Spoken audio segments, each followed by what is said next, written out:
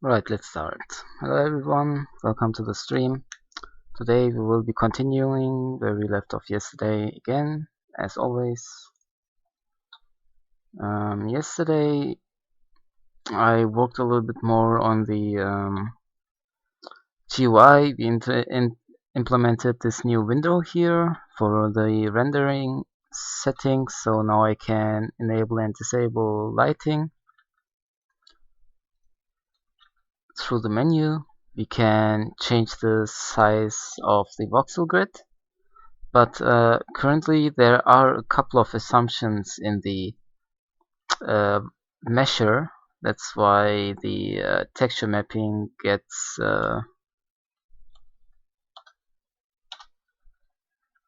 does these weird things if we change the voxel grid size. So the basic assumption currently is that the voxel grid is 16 by 16 by 16, and changing that, even though we can change it, it results in this kind of code. Another thing is when I close the GUI, it's still, while it's fading out, it's still accepting input, as you can see. So I should be fixing that.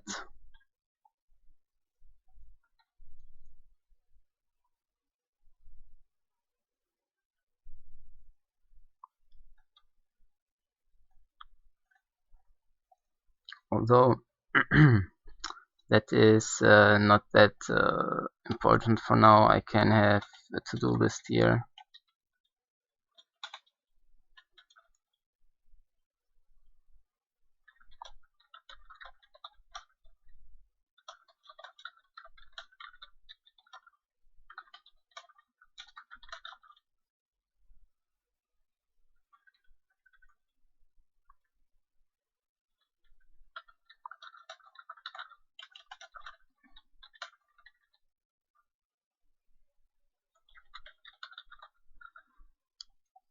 So we just noted here that there is a to-do. We need to fix that at some point. So the texture mapping needs to be, I need to think about that a little bit more. And currently we have no way of assigning textures. I can't load textures or remap textures. It's just this test texture that always gets used, and the same issue with the in-game tiles. They always use the same texture, so there's no diversity.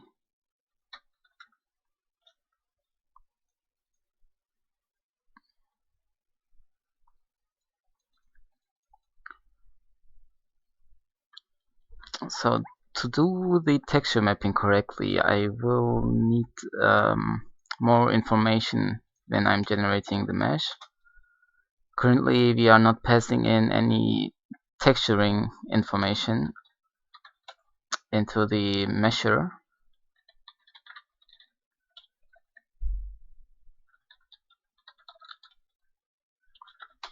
So we're gonna change this using this structure. It's gonna hold all the texturing information. What we definitely need is texture IDs.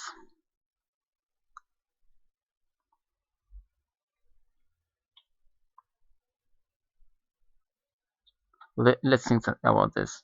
So texture map, I want to support texture maps that look like this, where each face is already in the texture and we are offsetting into this texture. So this would be the right face, the left face, the front face, the back face, top face, and the bottom face. So there are 6 entries in this map, but I also want to support individual textures that get mapped in arbitrarily, like the right and left would use this texture, and the front and back this one, and the top and bottom this one. So I want to be able to define different texture regions. Let's see.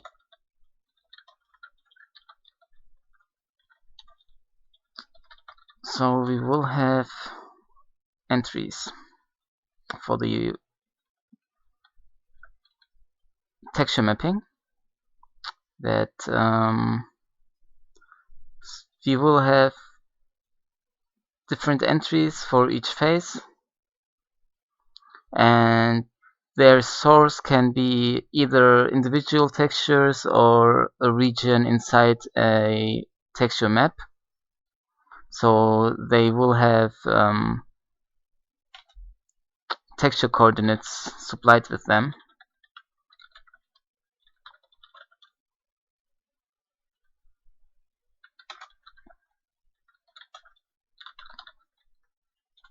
And a cube has 6 faces in total, so this will describe how a voxel gets where a voxel gets its textures from. What I already did is our voxel system already supports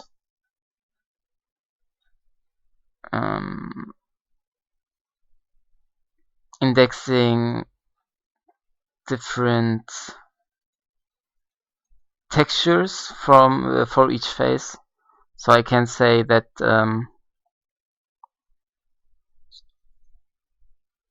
our voxel cube should take the 0th texture for all of its faces, for instance, right? So we actually already support this. The one thing we didn't support was actually supplying this portion. The individual textures, I just used the sample texture, which looks like this. Currently, the only texture map we are supporting is this one, which isn't very interesting, but that was just to get things rolling. And now we need proper support for texture mapping and switching out textures.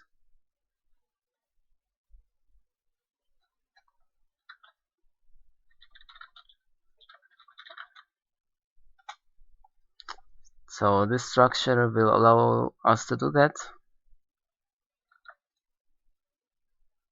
So the only thing left to do is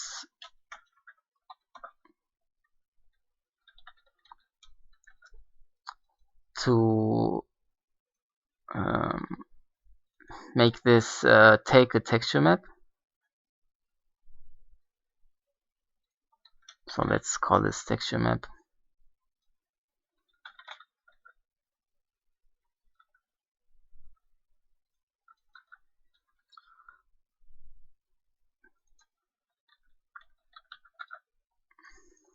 I shouldn't call the entries faces because they're not necessarily bound to any face.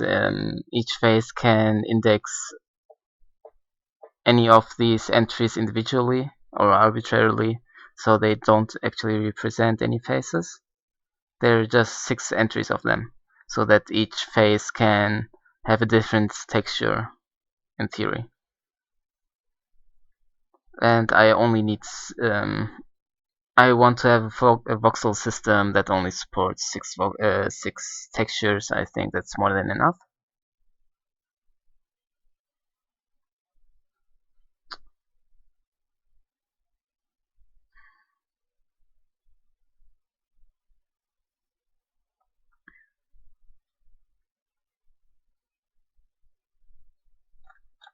Now the issue with having different texture IDs for each face is that a single mesh will need multiple render calls.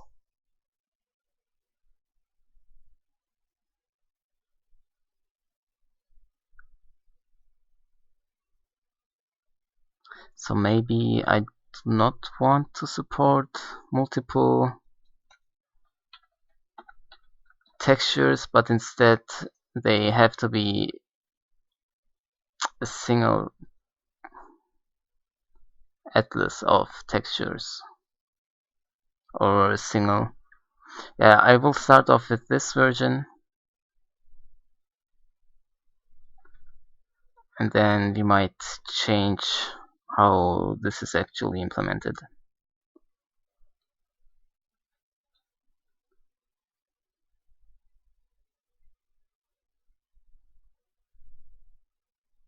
So first things first, I need to change this calculation here, which is currently, it just assumes that the cube is 16 by 16 by 16, which is wrong.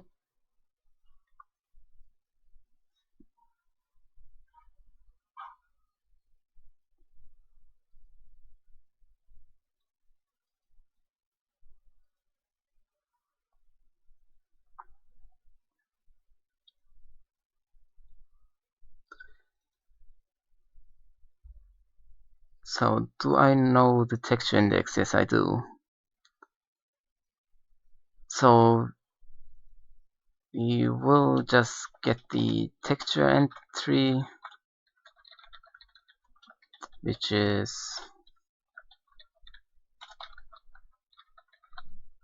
this thing here,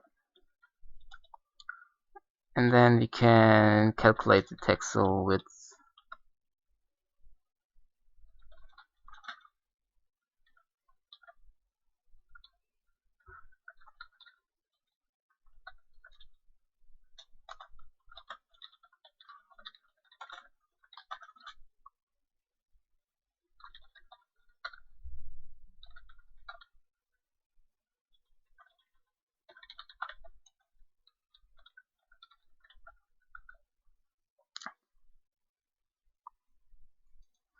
The text chords just define a region in the texture that is rectangular, so we can call width and height on them. This will give us the width and height of the texture region.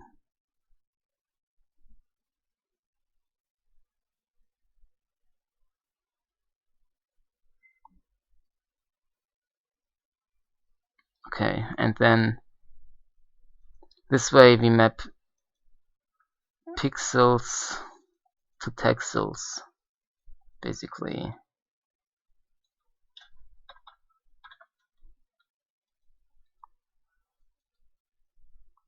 So this offset is now incorrect.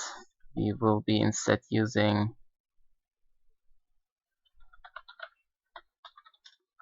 this entry.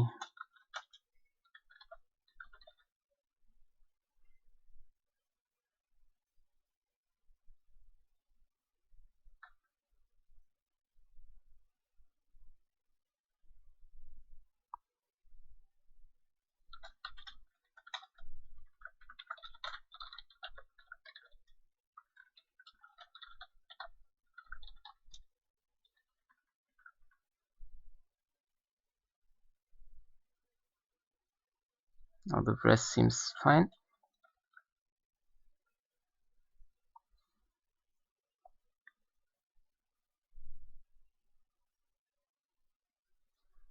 Except we need to map this differently.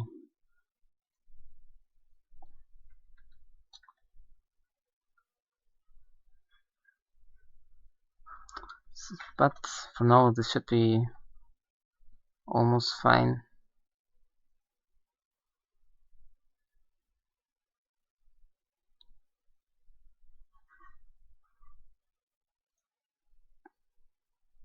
What's the issue here? Alright.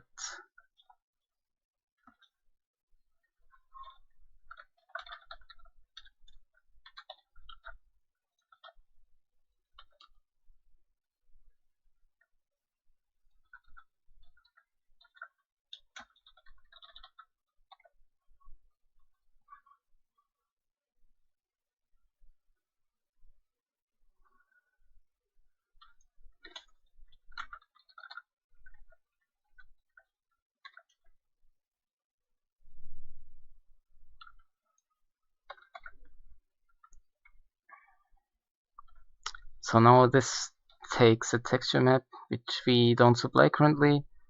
Let's see where the voxel state is.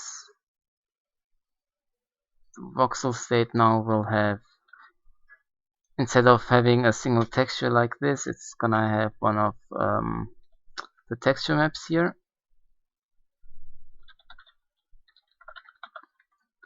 which we will initialize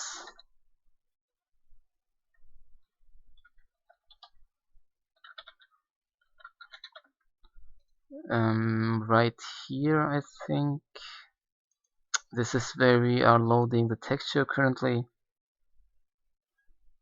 but I think I want to move this out into the voxel function here,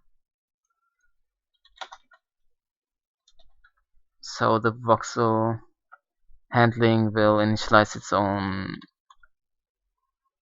state.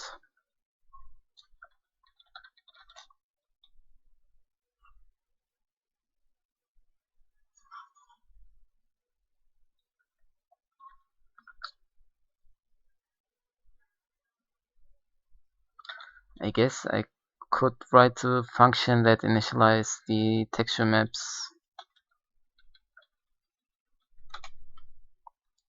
for different configurations.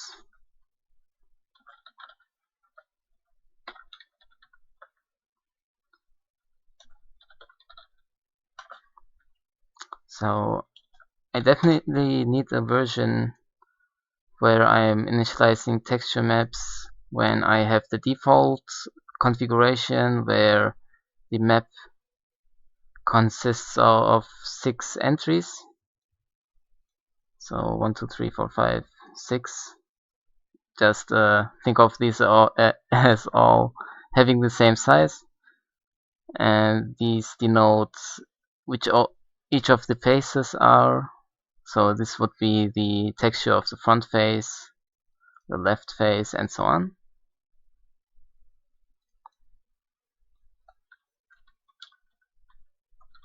So we will supply it with how many faces there are in the texture map.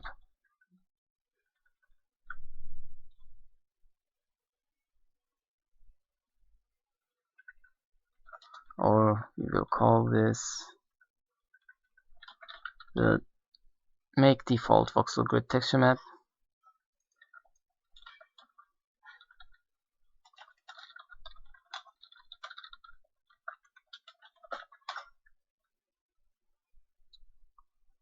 So the default means it will subdivide the map into 6 entries.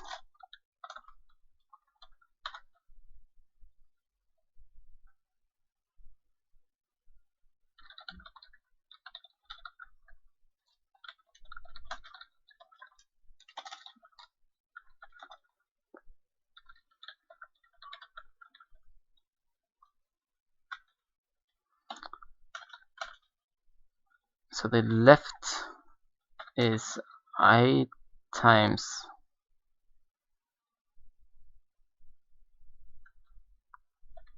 one divided by 6. So the texture is subdivided in 6 parts horizontally. So I guess I should make this constant.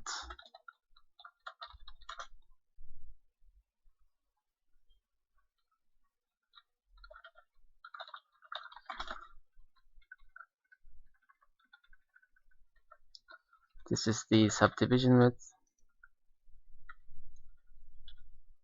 So this is the left value, the top value.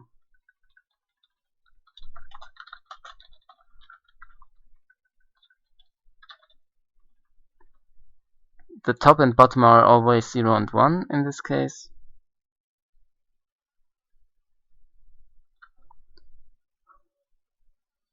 The right is just the left plus the one additional subdivision width. And this will give us the default configuration where the texture map is subdivided like this. then we will use this function when we initialize the voxel editor right here.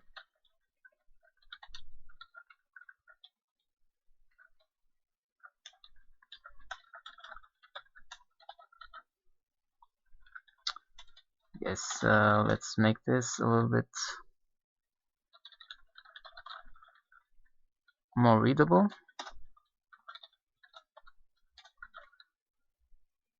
Okay. Where is this defined? Down here, we need this to be before the voxel state.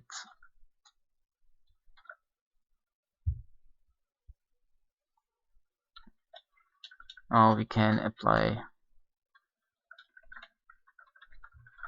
pass in the texture map to the mesh generator.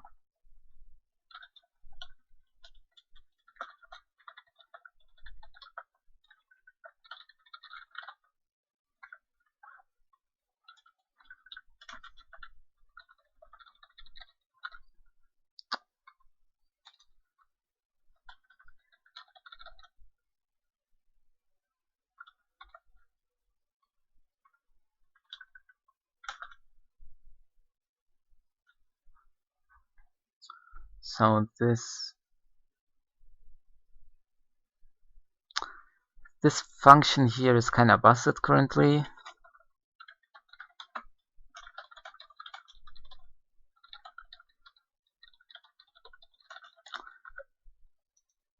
Because it always thinks that voxel grids are 16 by 16 by 16. It also doesn't take a texture map.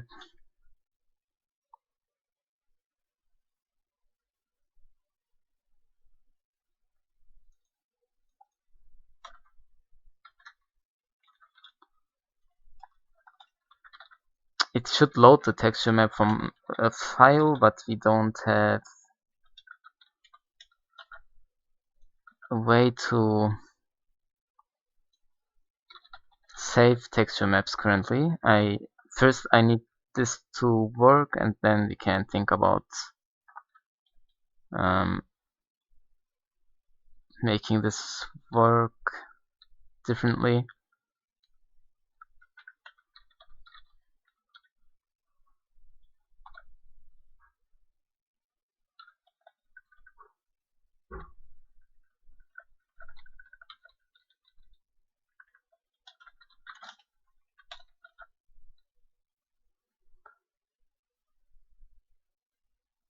Good evening to you too, Santike.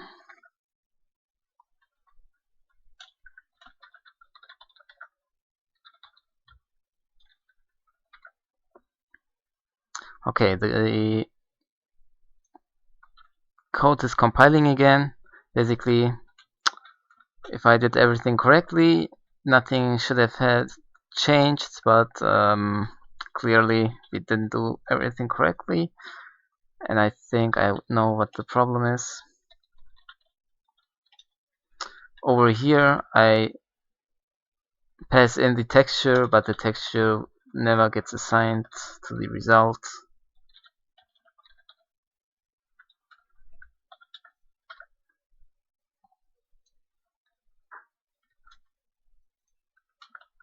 Alright, so as you can see, we definitely did something wrong here.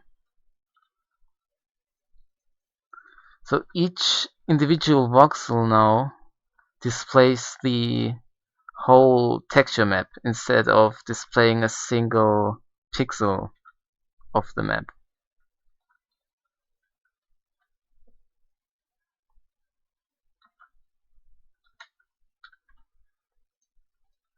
Which is probably somewhere over here when we generate the mesh and assign the texture coordinates right here. So the texel width here is wrong then.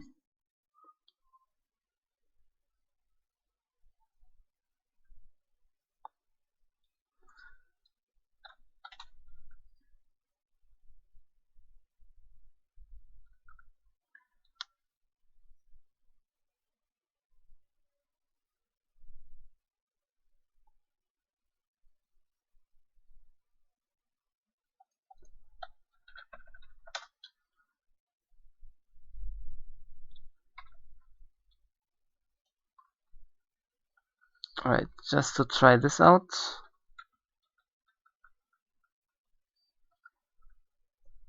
Now every voxel displays a whole section of the texture map instead of a single pixel.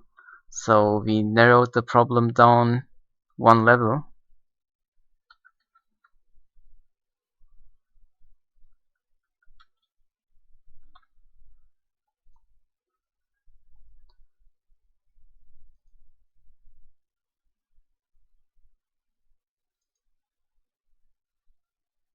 Yeah, this is not the texel width currently, it's the width of a whole section of the texture map. So I need to divide that with how many pixels there are in this region.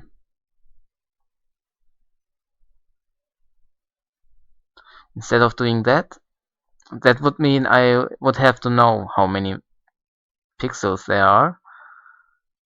Currently I don't know that, but I know how big the voxel grid is.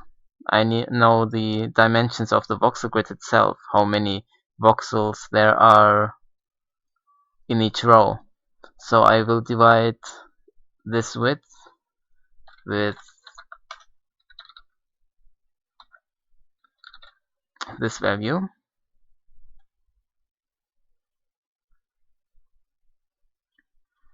Which is not entirely correct because this I could write it like this. So we are dividing with the grid width and the grid height.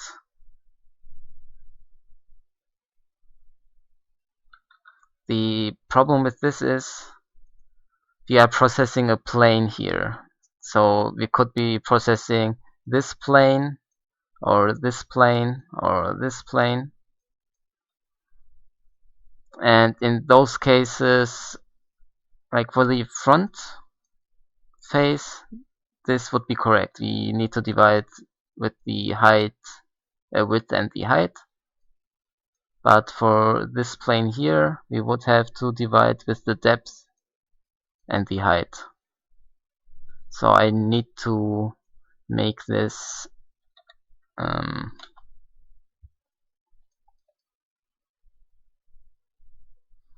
I need a way to generalize this.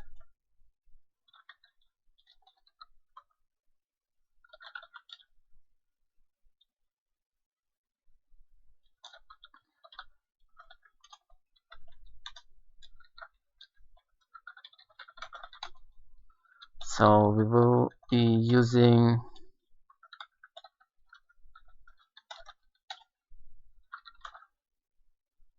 anonymous unions and anonymous structs.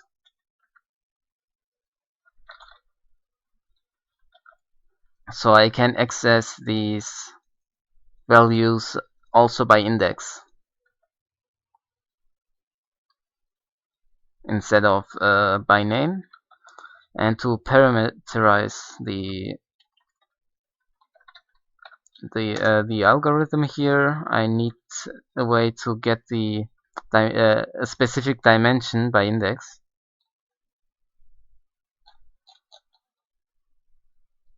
So over here, the plane descriptor has a horizontal component, a vertical, and a depth component, which are the indices of what it considers to be horizontal. So for this plane, the horizontal axis would be the z-axis. And using that, I can get the correct dimension here. So we need the h component and the v component.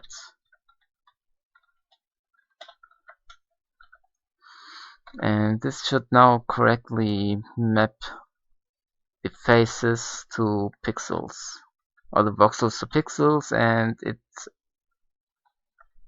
does exactly that.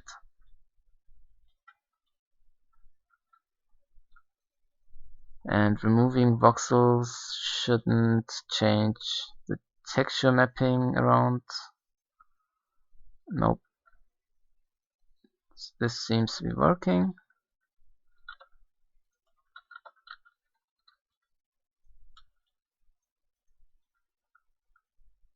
Okay, so texture mapping is re-implemented. It's working better than before. This should now also take into account if I make the voxel grid smaller, it's gonna basically stretch the texture to the correct size, which does mean that we have stretched textures if the texture map doesn't, the size of the texture map doesn't correctly map to the size of the voxel grid. But that is fine in my eyes.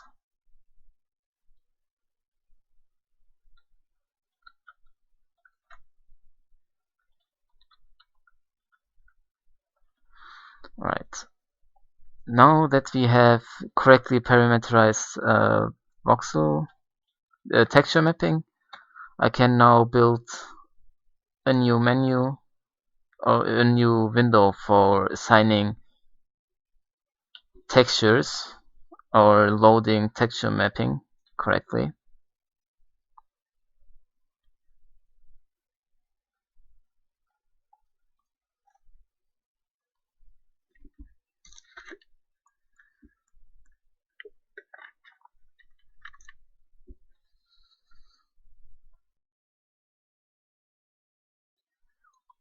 So for texture mapping, let me get the window to the left side here.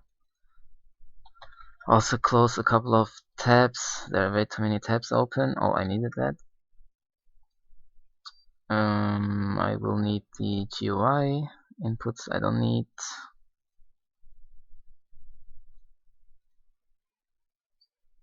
Alright, this is better now.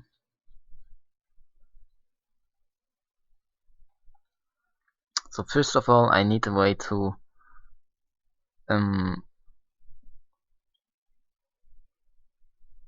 open files.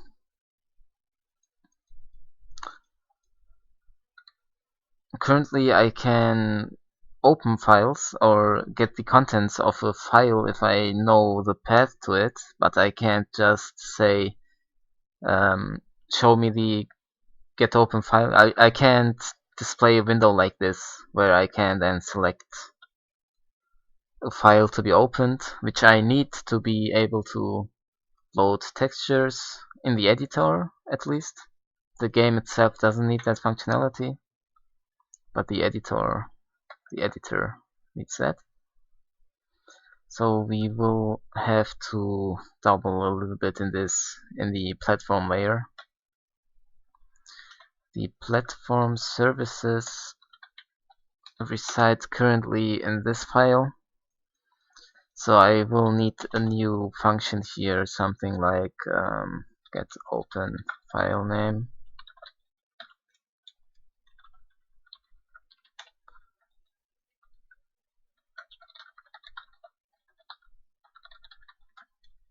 Something like this. We will be implementing this, so we can call it from the game.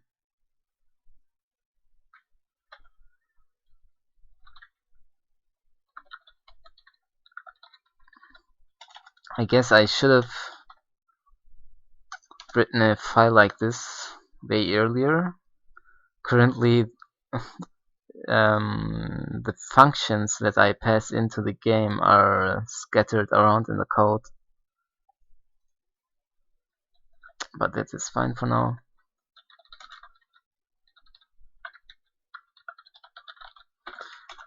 So we need a function like this, which returns string.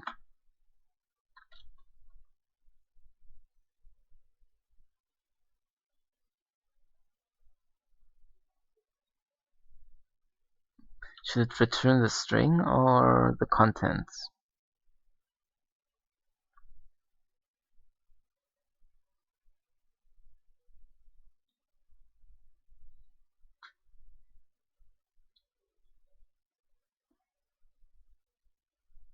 There's also the problem here. I need storage for the string. Let's think about that after we implement this function.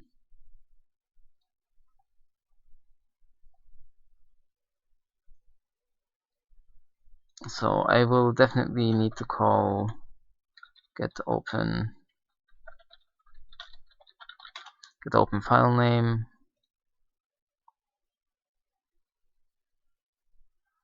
I guess they are capitalizing the N in file name. Maybe I will do that too, or maybe not. So we need this library, which I'm not currently linking against. We will just insert it here. So now we are linking against it. So when I'm compiling, yeah, it should just work. It didn't change anything. We will be using the Unicode version of this. And also we need the thing to pass in here, which is one of these structures, OpenFilename.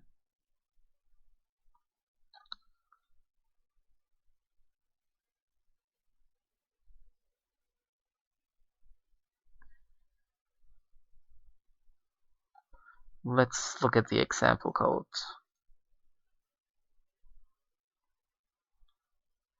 Oh, they are using a buffer for the file name. So let's just make it so that we are passing in a buffer.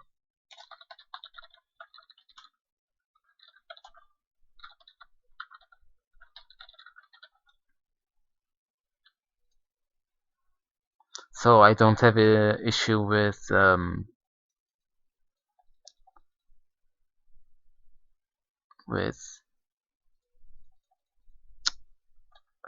who is owning the memory, if it's allocated and stuff like that. We need this function. I think there should be an W version of the structure. Let me just make sure. There is.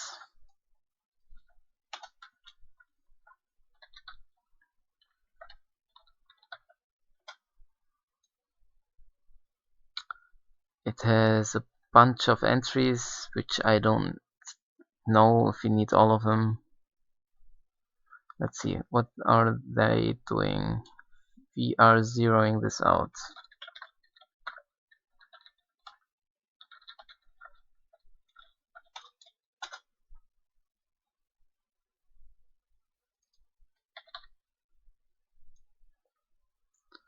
Then we are setting the size here.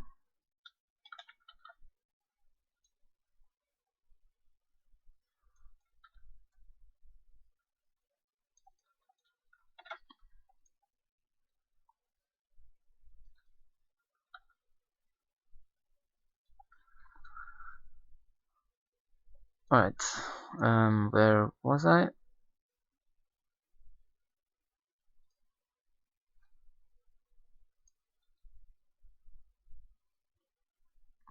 Where did the example code go?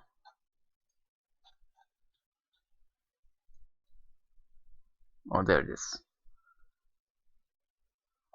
So it needs a window handle, which I think I have access to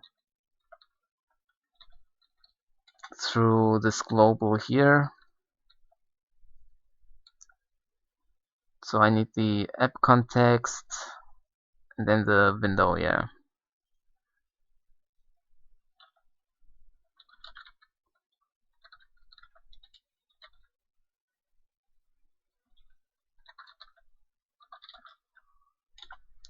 The owner.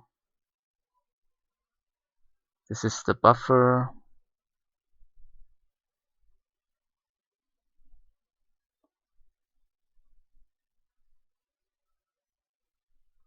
to initialize itself. What does that mean? So this one here. So it seems the function can use this entry to initialize itself. If initialization is not necessary, when the getOpenFilename or getSaveFilename function returns successfully, this buffer contains. Yeah, but what does initialization mean?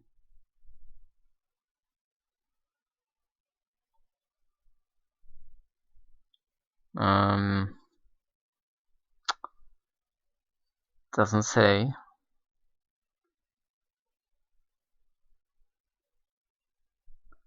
I know it uses that entry for output, but doesn't say how it's initializing itself using that buffer.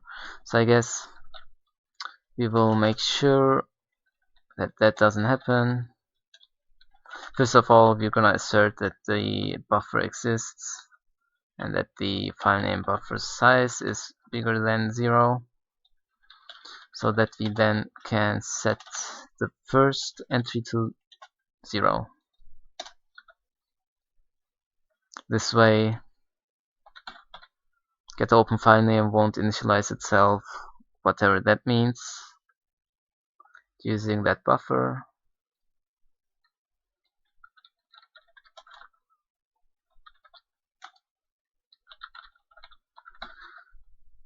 Also, actually, this is wrong here. Since I'm using the Unicode version, I need to supply a different buffer here.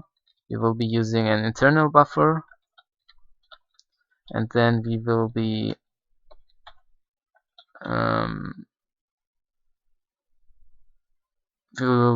converting this UTF-16 string to UTF-8 because the game uses UTF-8.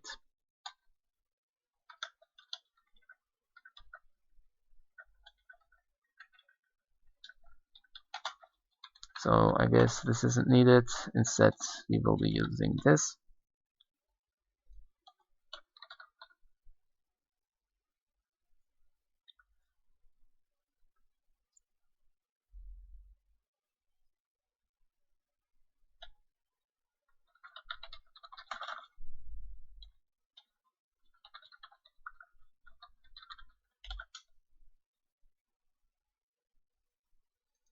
So the filter string,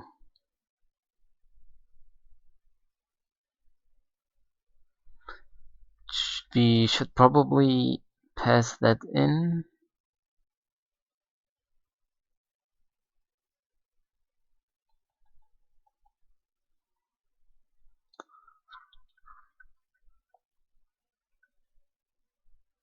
But that will make it so that we are kinda bound to the Windows platform. Or I will use a different syntax for. I guess we will use the Windows version of defining filters.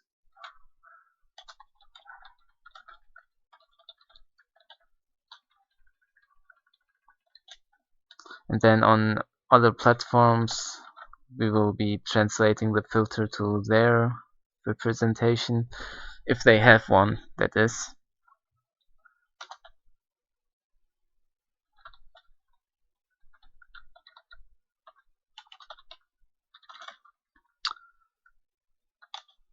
So I need to translate the filter to W string.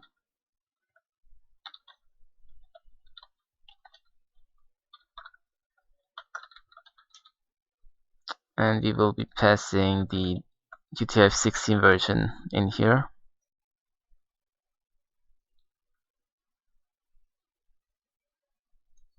Filter index. I guess we need. What does filter index mean? Filter index.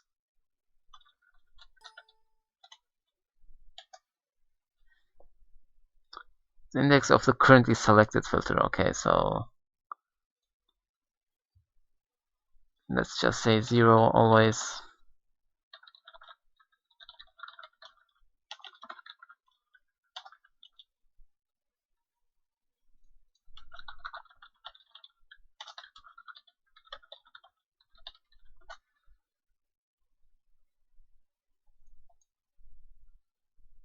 File title. What is this for? The file name and extension without path information of the selected file. This memo can be no. Why would you pass that in if you're opening a file you want to retrieve? I guess this is the initial selection.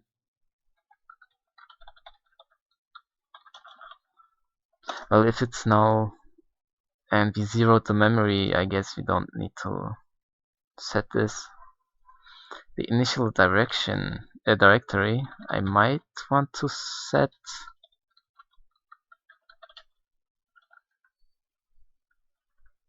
So we will also take a filter and initial directory.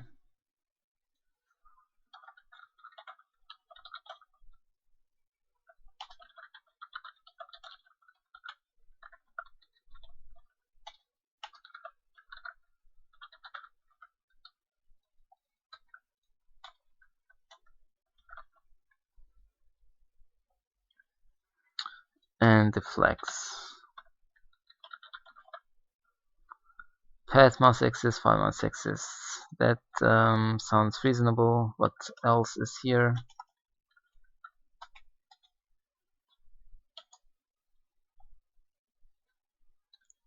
Allow multi-select. So we will have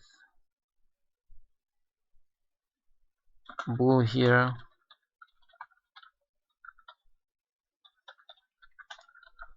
For multi-select.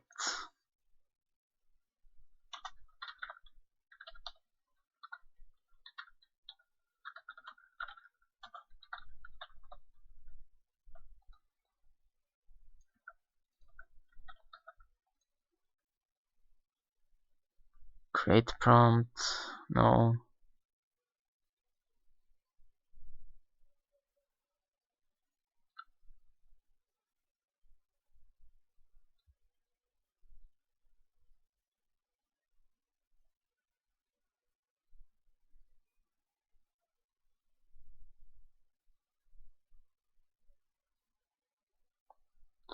File must exist. We're already using that.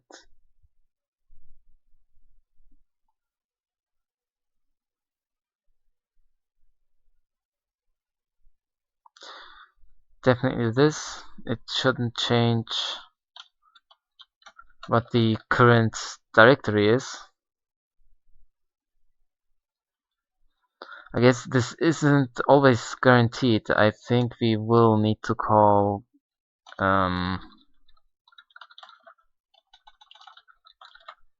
we need to make sure that the current directory isn't changed ourselves.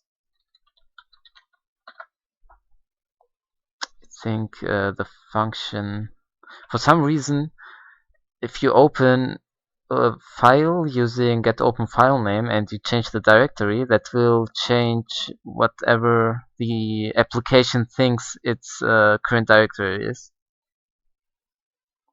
And then suddenly all your relative paths to load files doesn't work anymore because the current directory changed.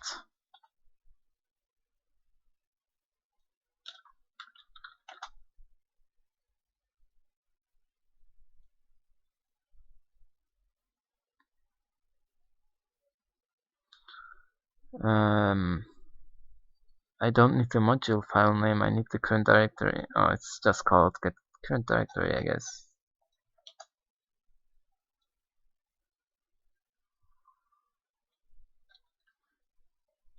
It takes a buffer length and then writes into the buffer.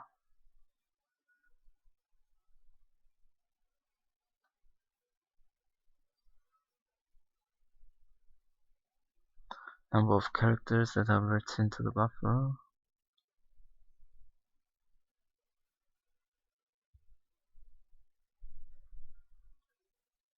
If the buffer that's pointed to by LP buffer is not large enough, It returns the required size. Okay, that's good.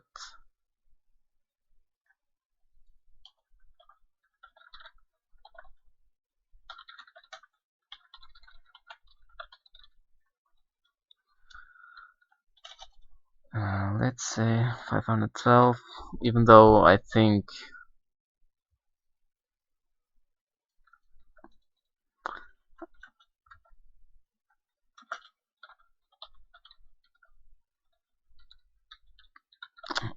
I guess I will make it so that let me think for a second.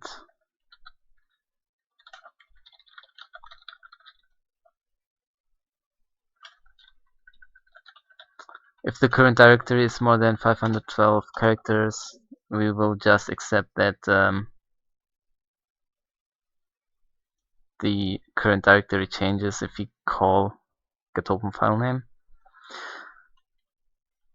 Or actually, why don't we do this? Get the required size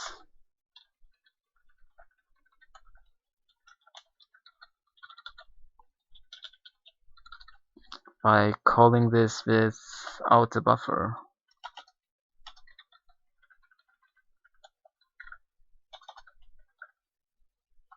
And then we go ahead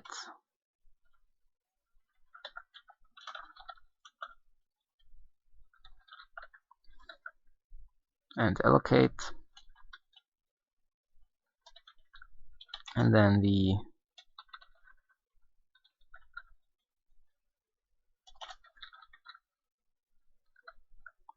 do this again.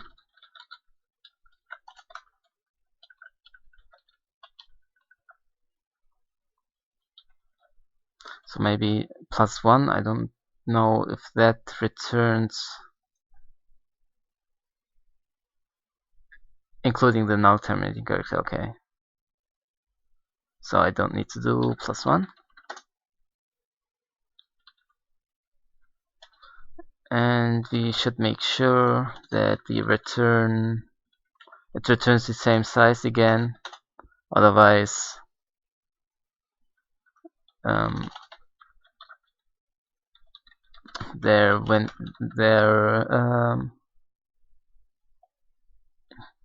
something went wrong we have no control over.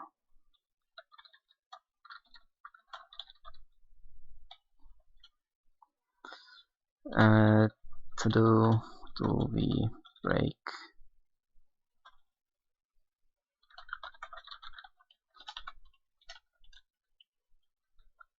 we will just be logging currently and not do anything else with the error.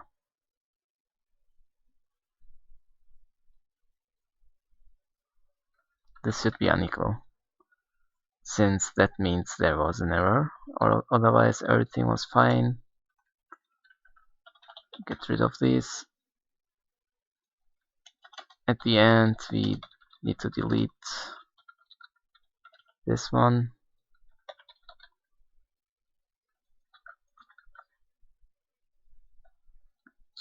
And we will,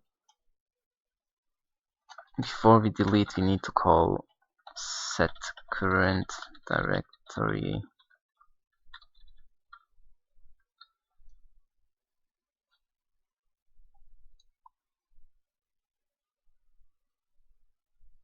just takes a path name,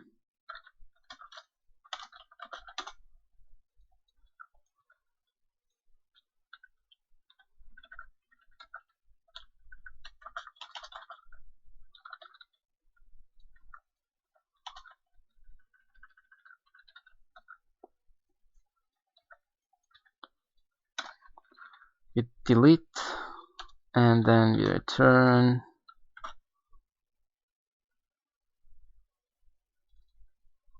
something. Alright, now for the actual functionality of this function, which is getOpenFilename. So we do if getOpenFilename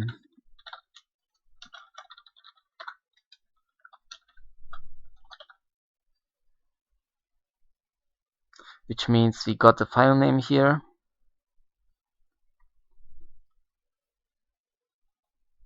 which is stored in this field.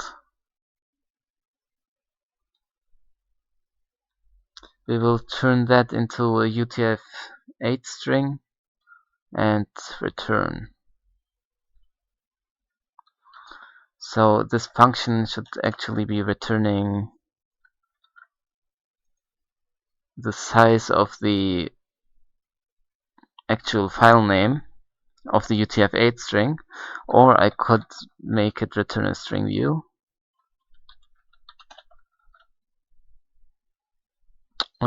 Let's make it more generic. It's just gonna return the size of the UTF-8 string,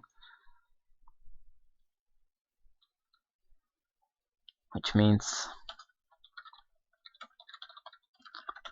we have a result value, we will return the result, and over here we actually set the result, which is convert UTF-16 to UTF-8. I guess you don't need the documentation anymore. Let's see what this one takes for arguments. It takes the string,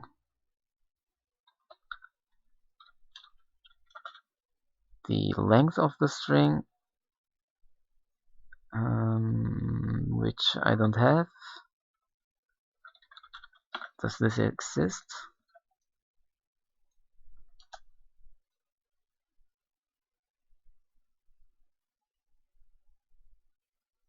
Is it?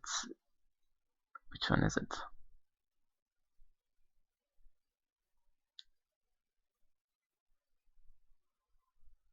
It's WCSLen.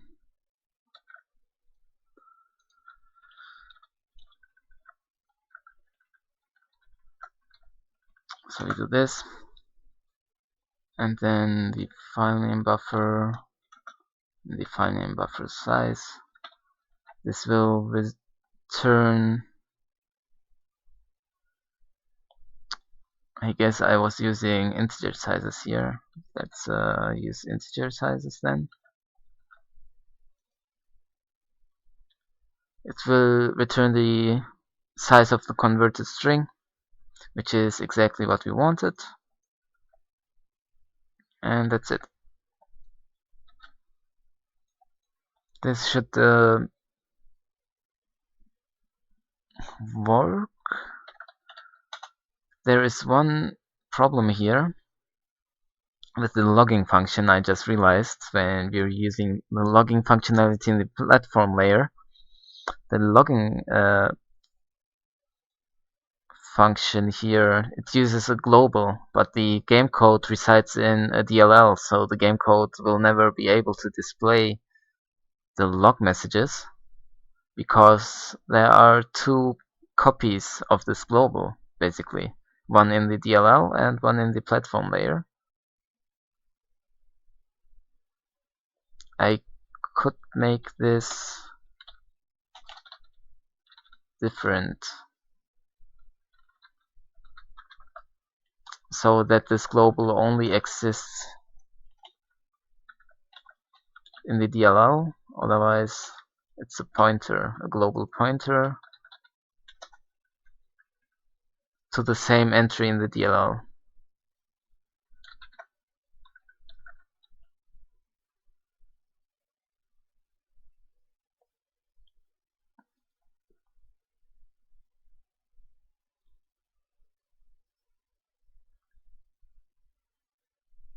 And this will make the implementation very cumbersome to write.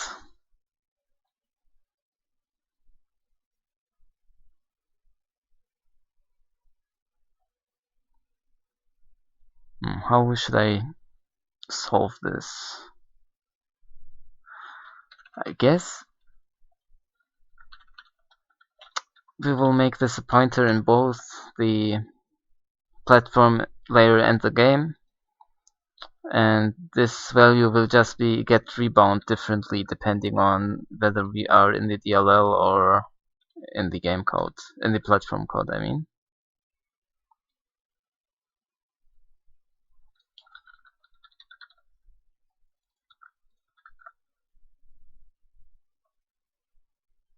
Okay, this should compile. Except in the game code where we display the log messages, we also need to account for this being a pointer now. And then where is initialize app? App. Here's initialize app. Okay. The app state. Oh, I called it app data. It's gonna have an in-game log.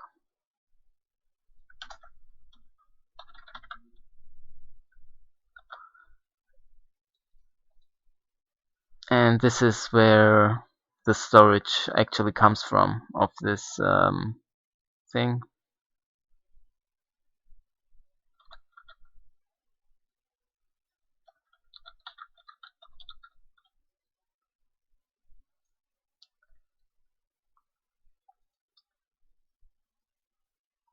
Right, so when we initialize the app, we always call reload app, and when we are reloading the app, we will actually, I'm already doing this with other globals. This is another global I'm using for debug purposes. This is also a debug global. This is where we are rebinding globals. So we do this, and then we also need a way to pass this pointer back to the platform layer, which I can do here.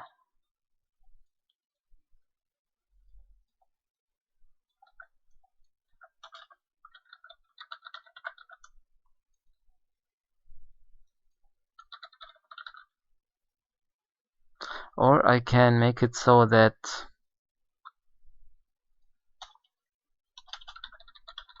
the reload app function returns a structure with stuff that needs to be remapped.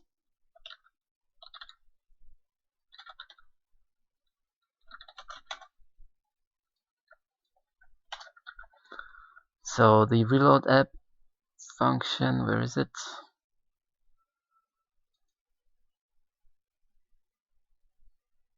Here, it will return one of these.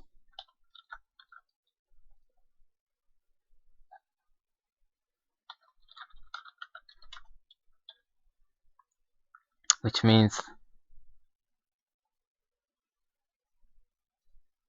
initialize app should also return the same thing.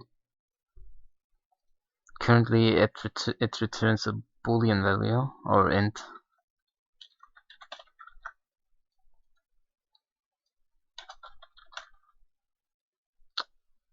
So this will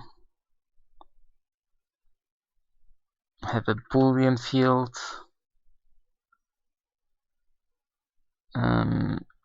which says whether it was successful.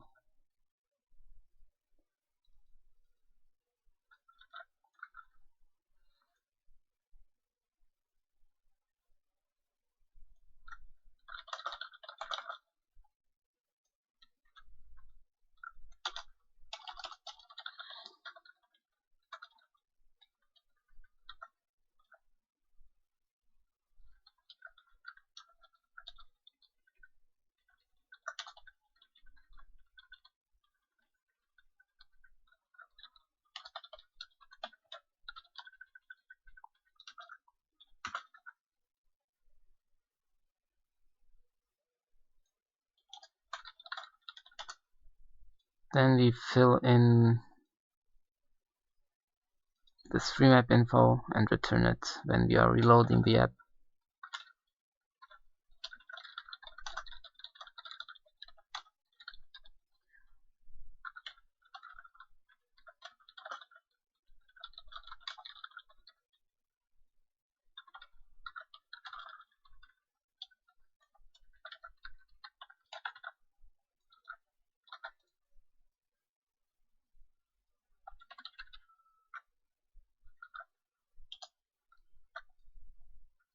Okay.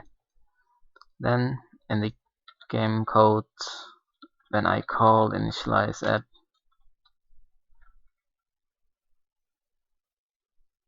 right here we will change this to be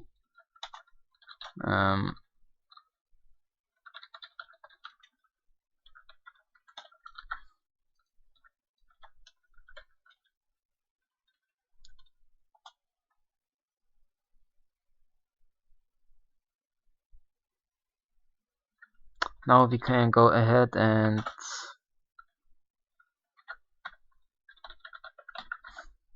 do this remapping, or I could write a function that does the remapping.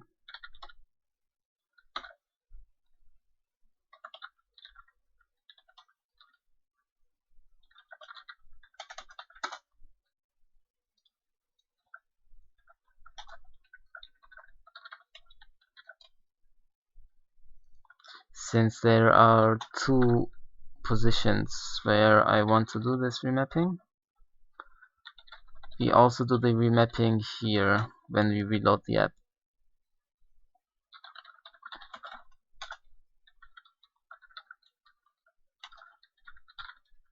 Like this. This will make sure that logging messages get properly sent to the game.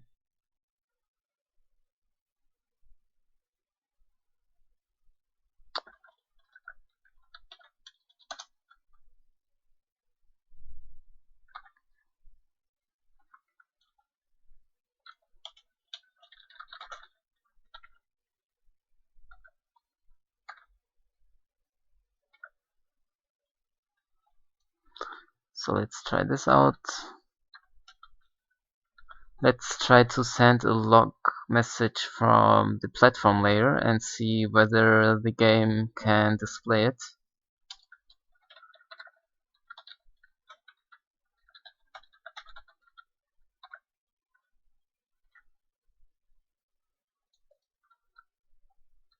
And indeed, hello world, there it is.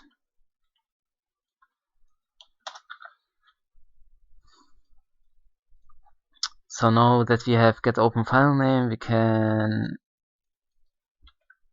implement this one, pass it into the game code so the game can call getOpenFilename.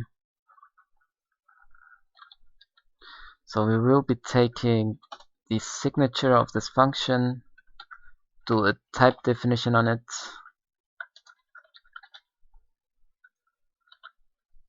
so we can declare a pointer that a function pointer to that function with that particular signature.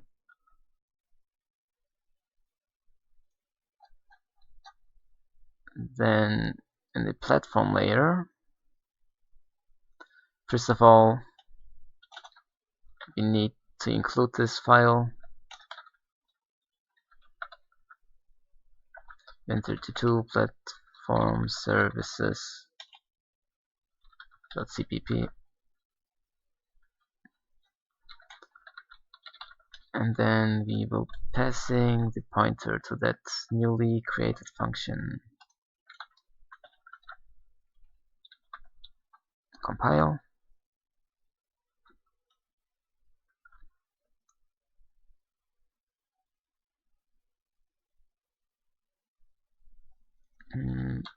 What is this complaining about?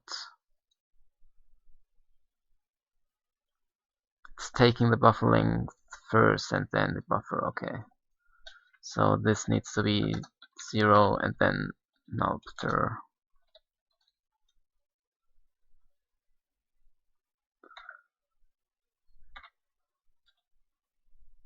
Next problem.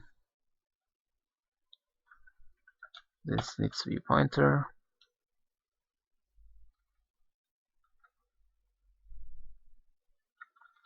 Same problem here. First the size, then the pointer. Why is this undeclared? I just looked it up. It is called W.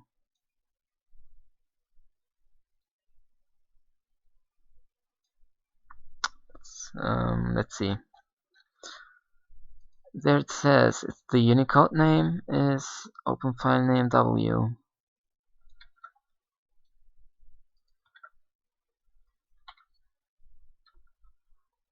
Undeclared identifier.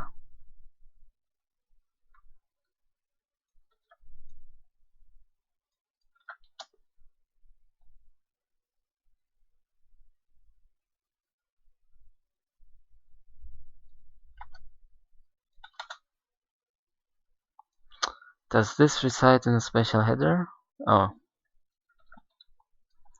of course it does.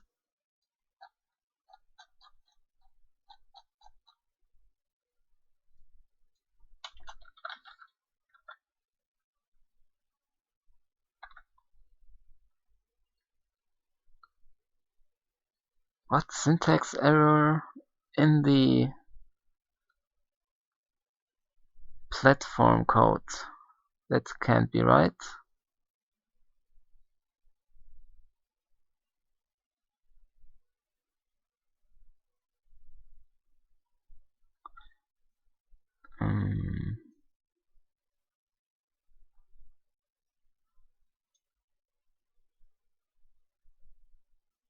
Include Windows Age.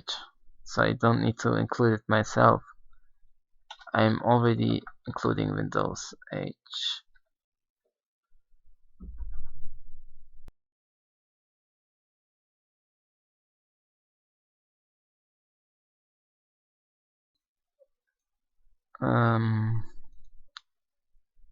Is it because of lean and mean? Because of this define?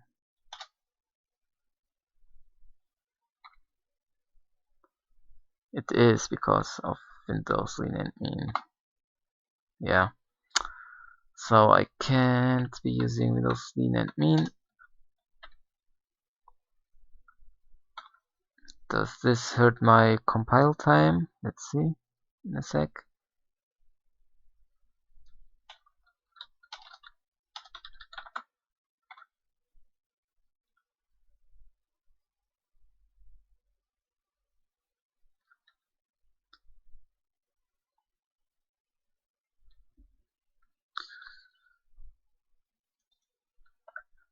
So we will be doing a unsafe cast here, kinda.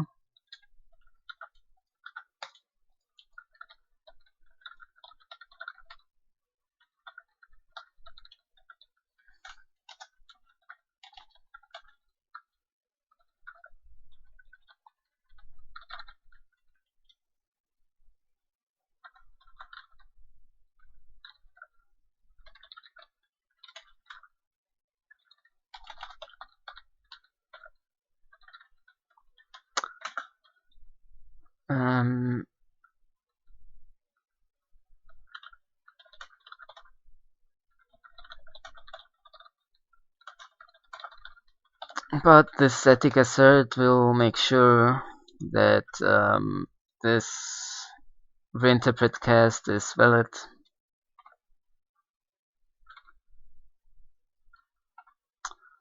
Warning argument, conversion from size t. Is this still size t? Oh, this is size t.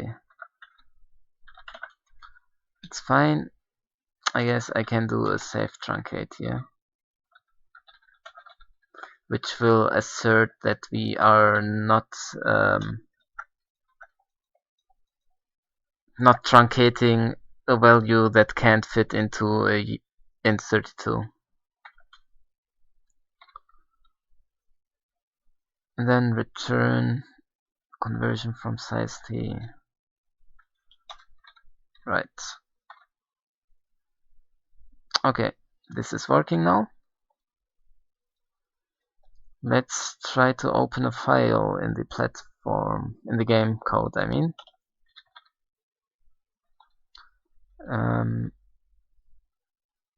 Where is my And there it is. The GUI code is here.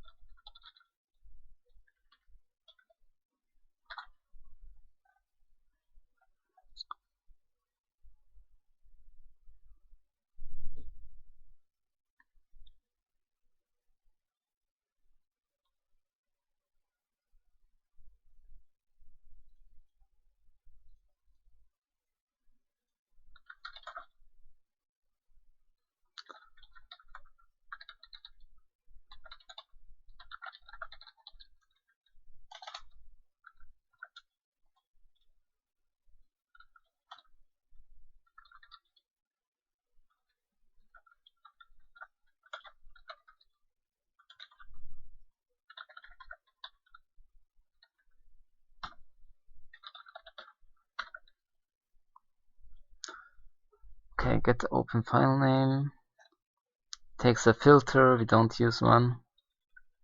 Or let's say this is our filter.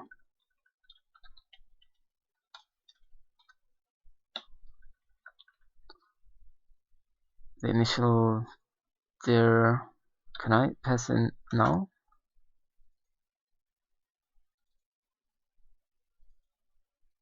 That's problematic.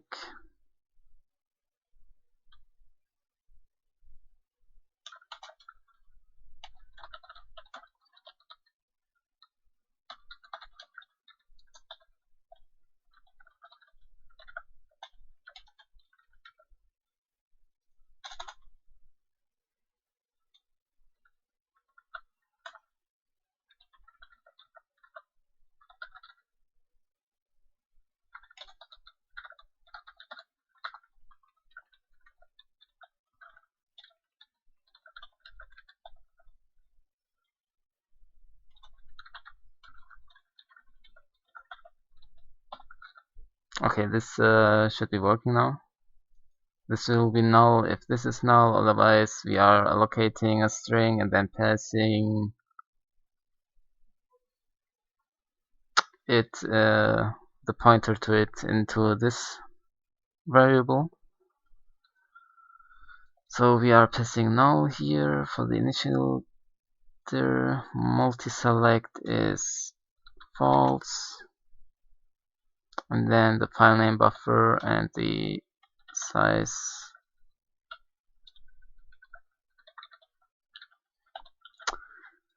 I'm always casting this value into int32. I think I will just change this definition.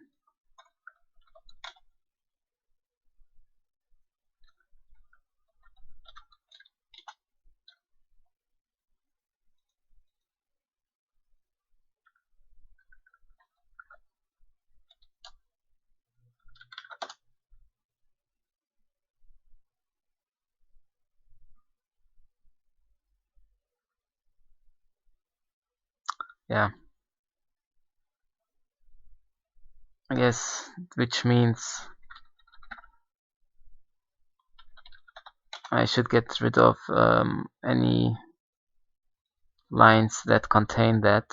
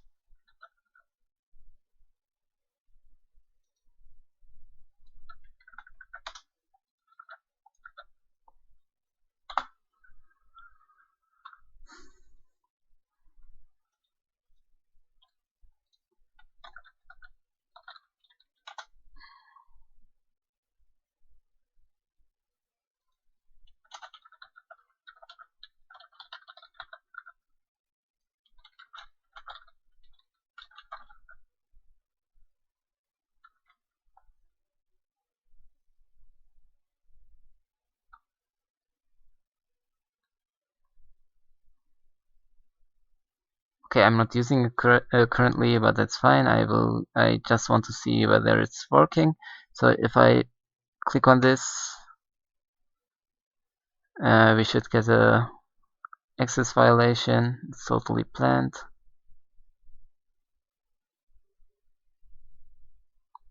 What's the problem here?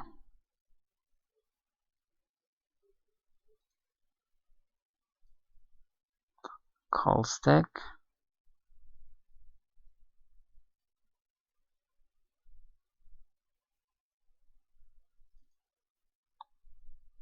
Oh, this is a, yeah, it's a template function.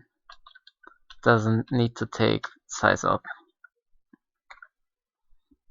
It takes a count of how many elements there are in the array, and this is just a single value.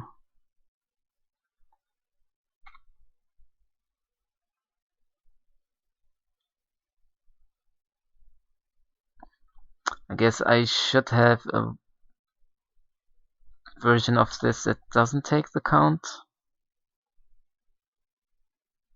If I want to zero the memory of a single element.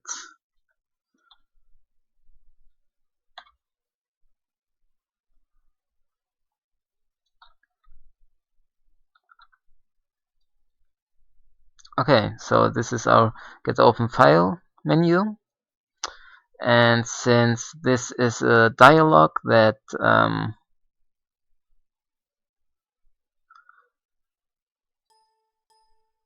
makes it so that our main game loop doesn't run anymore, it's a modal dialog. That's why we are getting this. Whoops.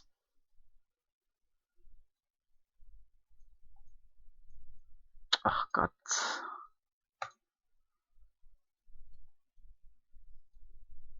I should disable this functionality where if you shake a window, everything else gets minimized. Now, alright. So we can open files, but we're not doing anything with it.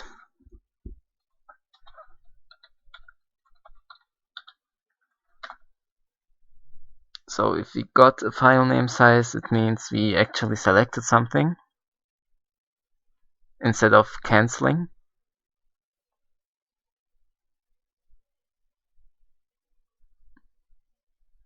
And in that case,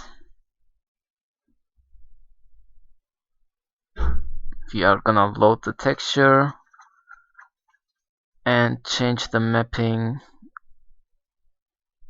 of the voxel grid.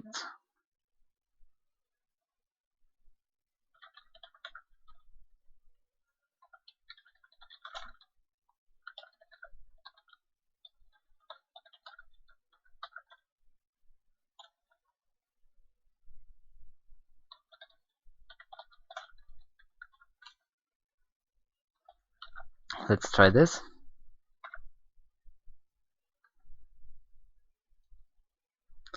Let's have a new texture then.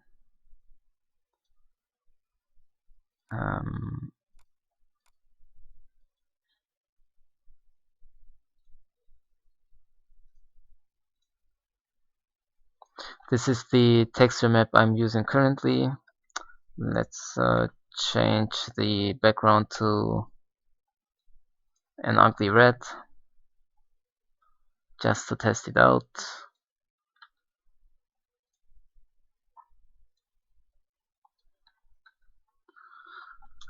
So this is the voxel grid with the current texture map, and if I load the texture here and select the other map,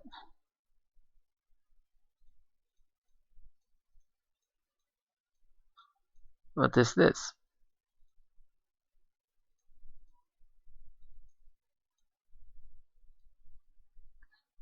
Oh, I know what the problem here is. The filter is this weird string that is double null terminated. It's not single null terminated. Let me show. Oh, here it is. So each entry is null terminated in itself. It first has the name of the filter and then the filter itself, and each entry is null terminated, and then there is the null termination of the C string itself. So it's basically it ends with two nulls at the end. But this function that turns the UTF-8 string into a UTF-16 string thinks the input is single null terminated.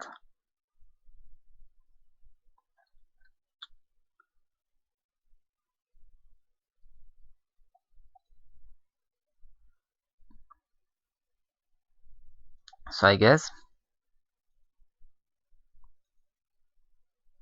this takes a string view, so I could give it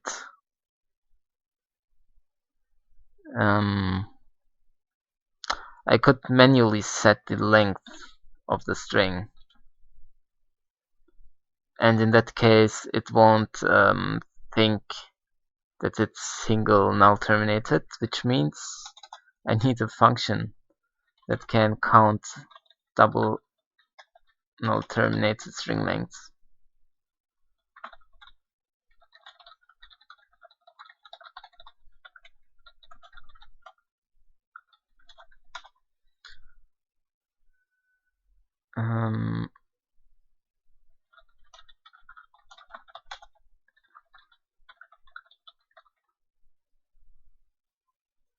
This is single null terminated. So if the string is null and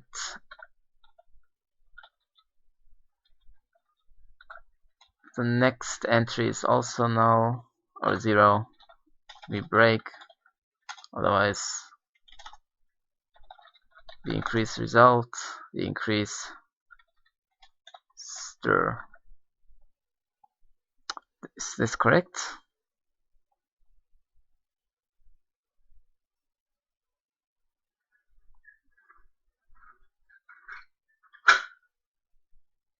Except in this case we need to count the nulls too. The resulting string has to include the double null termination, so we need to count all the nulls.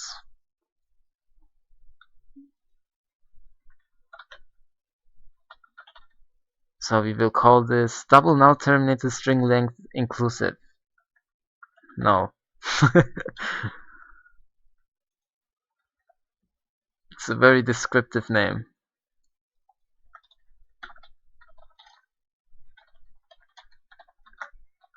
So this should fix the filter issue.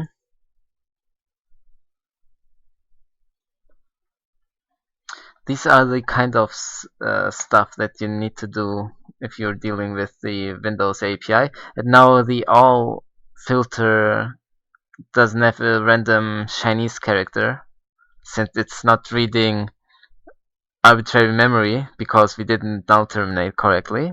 At least I think that it was a Chinese character. Don't paint me as a racist, since I just assumed it was a Chinese character. Okay, I didn't check whether it was a different texture at the beginning. Yes, it is. So this is the default texture, and if we load the new one, it does update the colors. So getOpenFilename seems to be working. And I should make sure that the current directory doesn't change.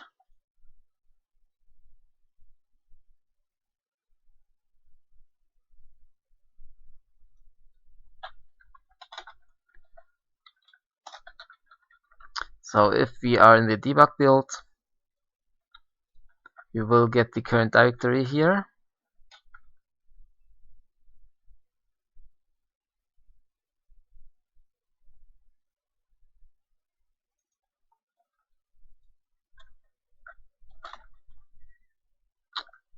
And then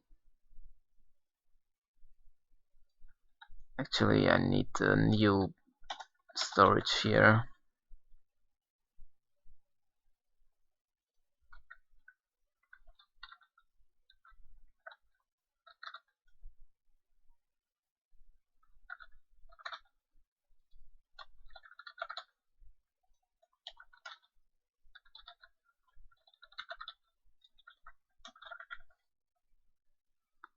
And then we will do memcopy, memcompare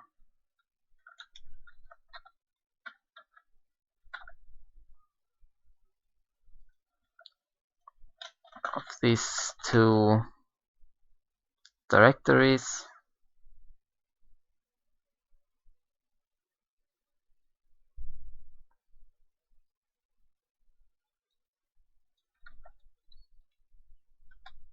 First of all, the sizes need to be the same. If the sizes are different, we already know that the strings don't match. So if the sizes are the same, we need to do the memcompare.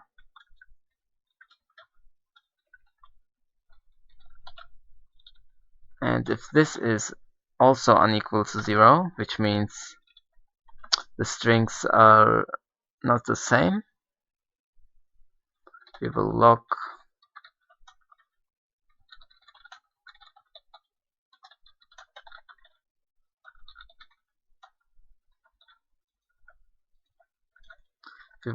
this error.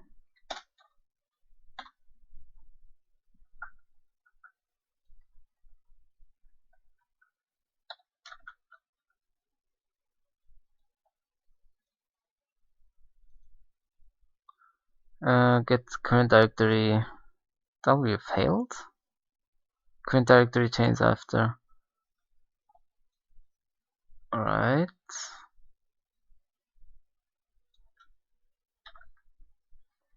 Let's break here and see.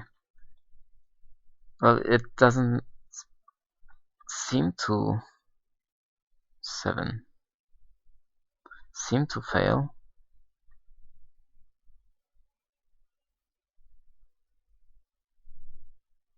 Why does it return a different value suddenly?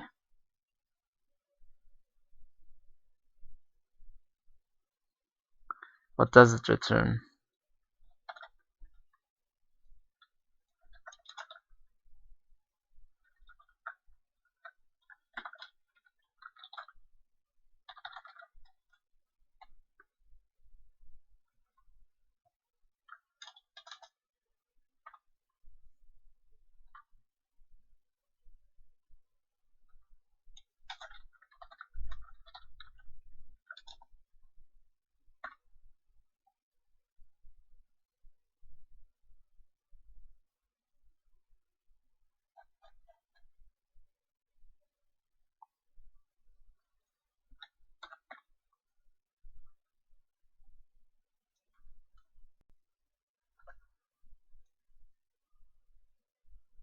Now I forgot to break.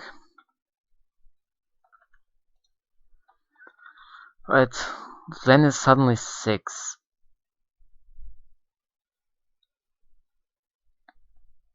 So if I supply null, it returns the size including the null terminator, but then if I supply the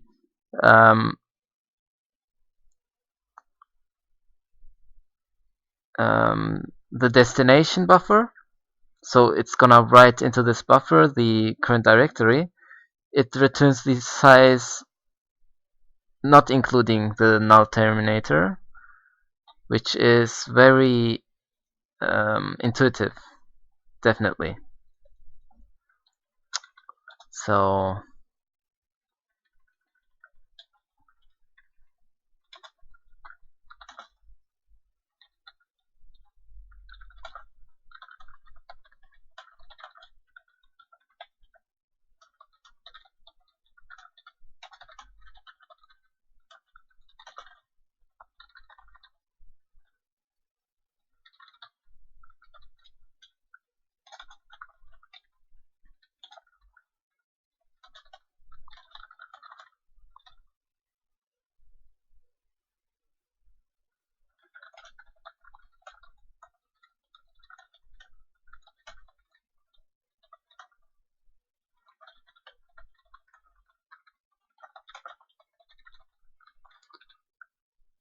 and that's why we do a +1 here,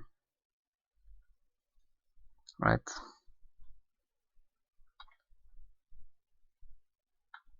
So this was a debug value, debug variable. So load texture. Now it doesn't log the error anymore. We do this thing, select the texture, the result is 35. This is looking fine. Does it tell me the size? Let's see. This is 35 characters. That's correct.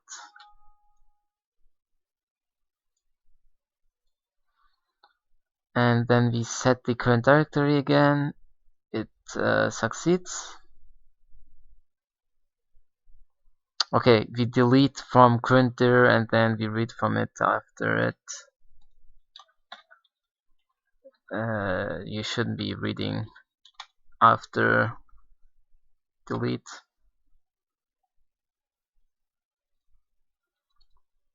Let's try this again.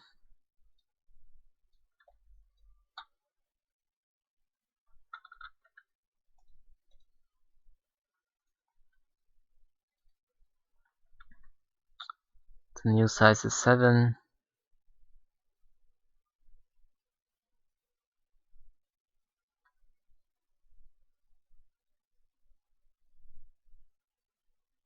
Oh, I never called get current directory.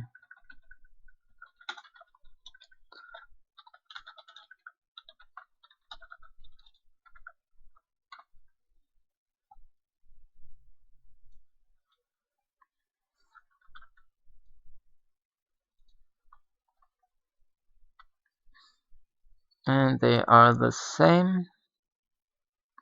Great. So we need to be very careful with this Win32 API because it's finicky. We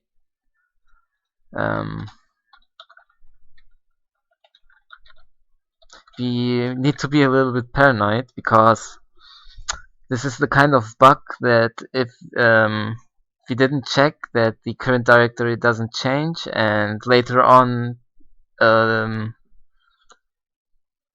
we try to open a file and it's with a relative path and it fails and we search and search what the problem is and we totally forget that getOpenFilename can change the current directory even if we pass in this flag depending on which I guess on modern versions of Windows that doesn't happen, but this is me just being paranoid. But that can lead to hours of wasted time. So we will just do the right thing and set the current directory ourselves.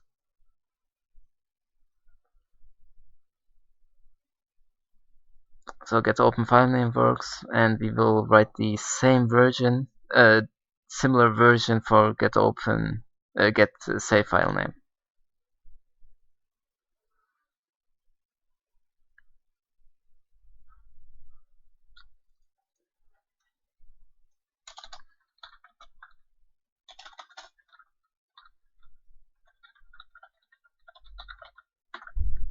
It's gonna have the same layout,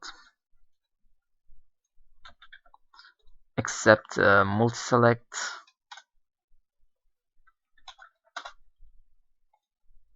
Instead, it will have bool must exist.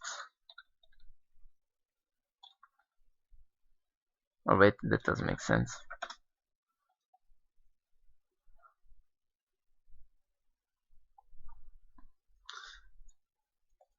So let's look up getSaveFilename.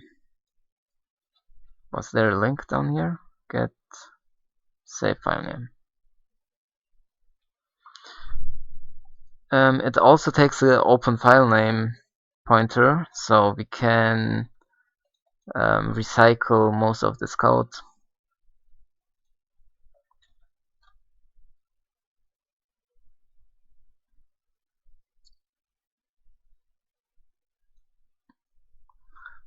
Let's look for an example.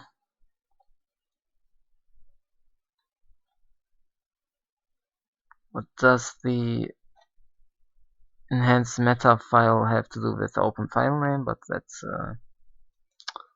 that's fine. Where is it? Is this it?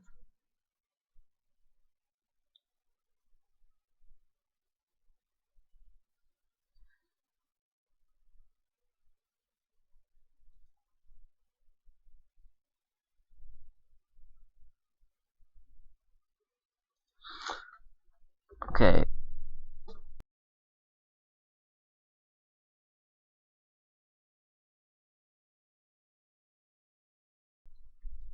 Whoops. Let's see.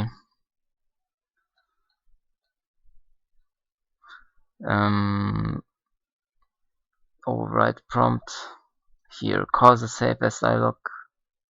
Yes, we want that.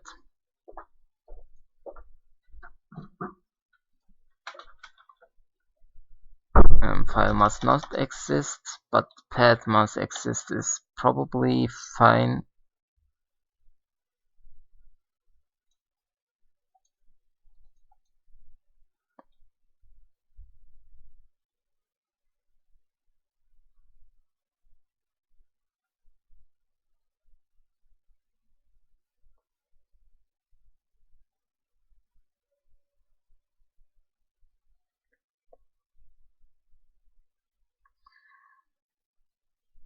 Okay, I guess it's more or less the same thing.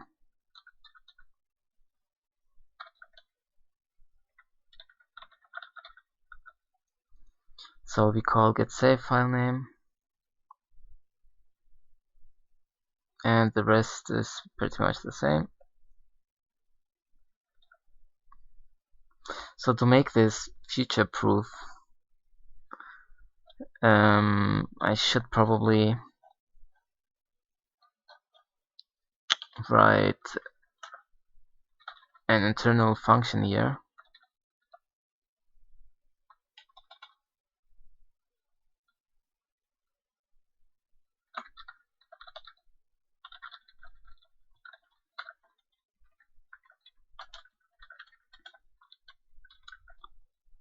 Which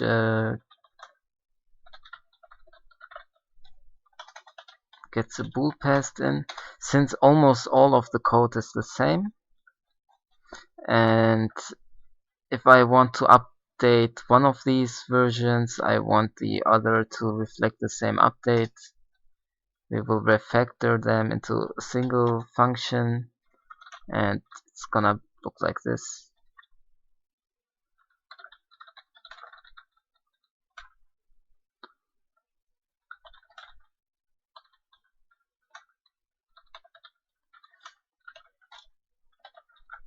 This will pass in false for the last parameter, and the OpenFilename will pass in true. And this will call either getOpenFilename or the other one, depending on what we call, what the thing is, the value of the argument is.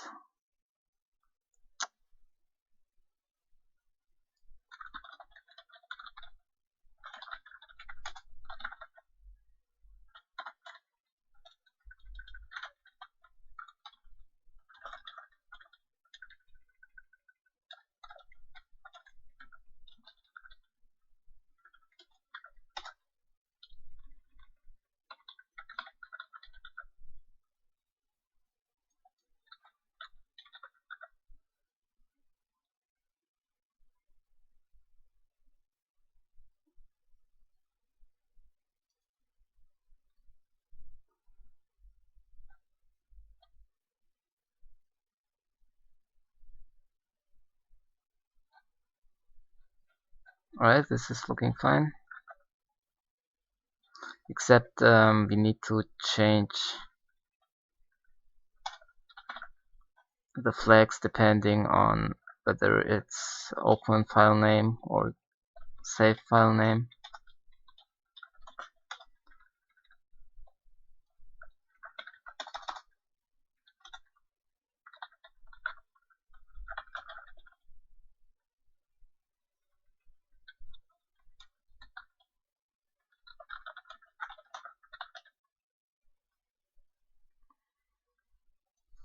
If it's save file name, we want to pass in override prompt additionally. So it would look like this then.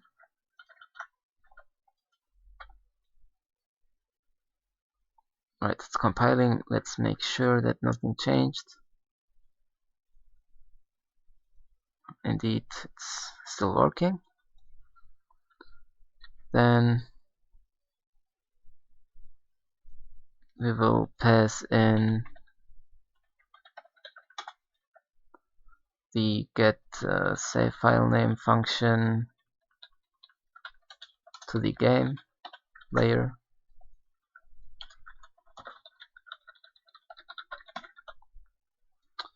and the platform layer can then pass in the pointer to that function.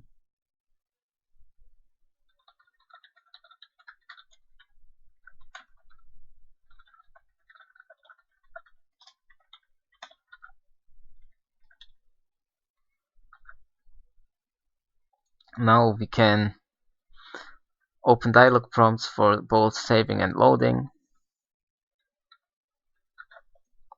Let's compile. Still compiling. But yeah, I wanted to test what the compile time for the Windows layer now is. It's half a second slower because I had to remove Win32 lean and mean, because getOpen's file name doesn't work if that's defined, which is unfortunate. Our build time is now slower, but we needed that functionality for the editor.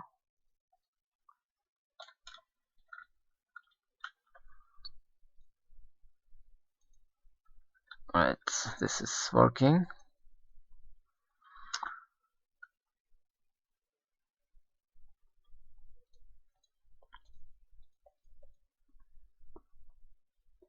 So next thing is I want to change how we are saving the voxel grid to the file. Where do I call that save buffer? Right, buffer to file. Oh, over here we do the preliminary saving, which is not entirely correct. I guess I could change this to be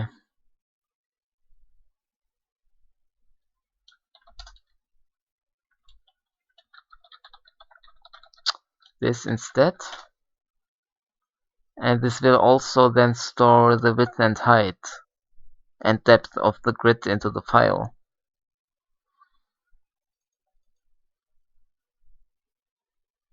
Alright, I'm gonna leave this part of the code as it is, because it's pretty much just debug stuff.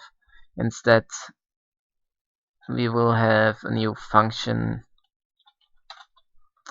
that does the actual saving and loading, and there I can do the proper way.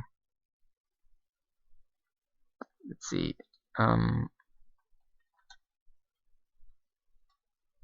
Save voxel grid to file. It's gonna take a voxel grid, of course, and it needs the platform services.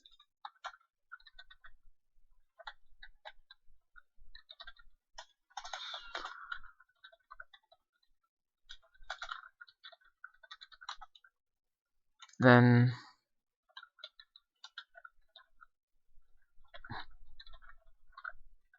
I guess it also needs the file name.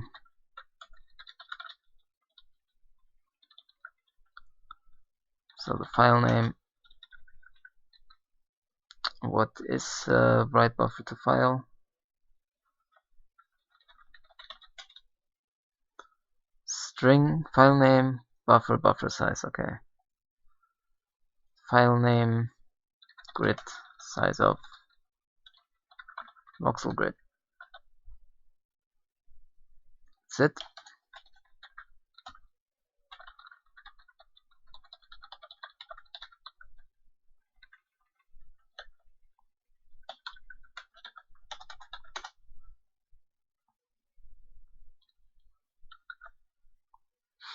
I guess we should also, to be 100% correct, we should also save the path to the texture the voxel grid is using. We should save, yeah, which texture we are using also to file.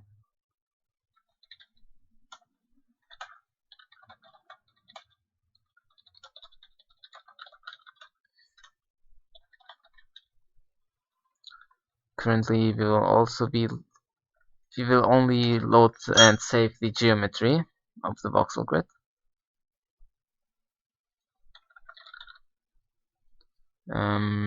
Is this correct? Read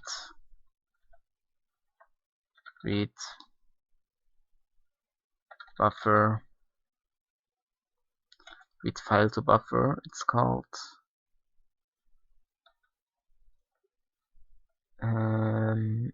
Read file to buffer. Yeah, read buffer to file would make sense. Read file to buffer.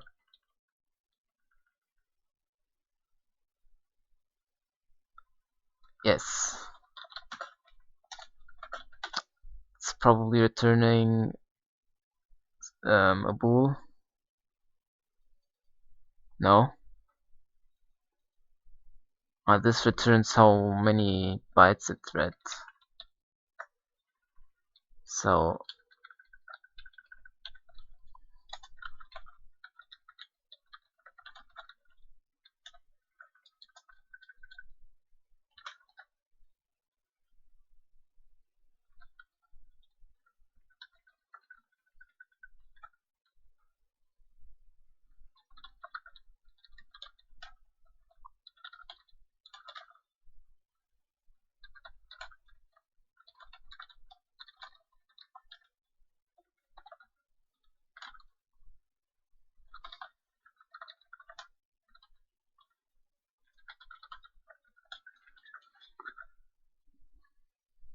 okay, this does some logging. We can now load and save the voxel grid to file. But just loading the voxel grid from file isn't that interesting. I also want to get the mesh out of it. I think I already have a function, voxel mesh from file.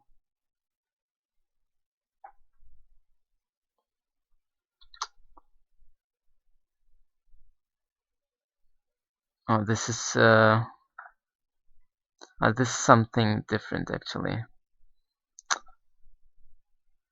But we can use the load voxel grid from file method here.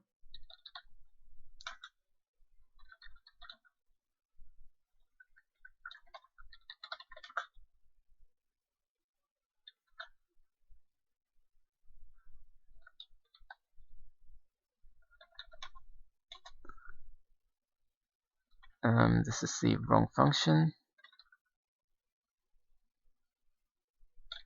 Voxel grid from file, that's what I meant. And this should also return a bool.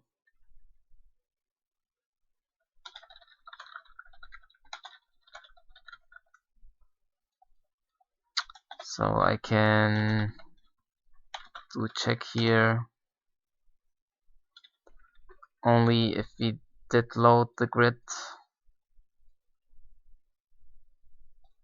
Are we gonna do this?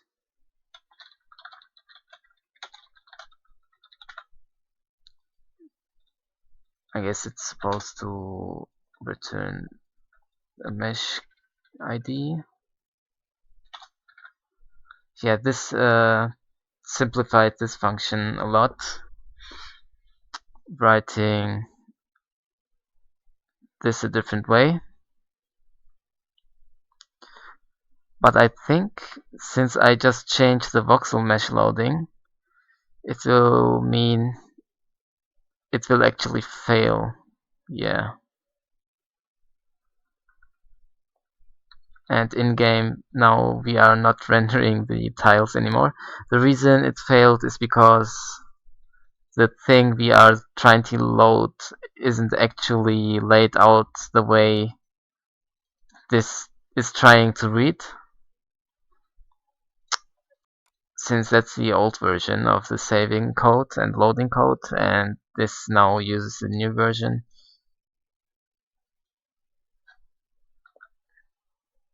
Oops, I didn't mean to change the font size. Okay, so we will implement loading now, or proper saving and loading. GUI. Over here we will introduce 2 new buttons.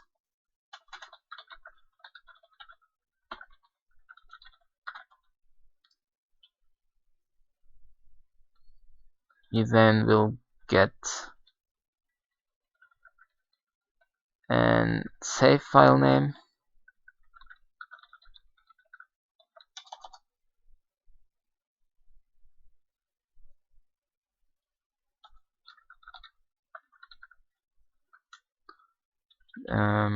This is takes the platform services, the file name,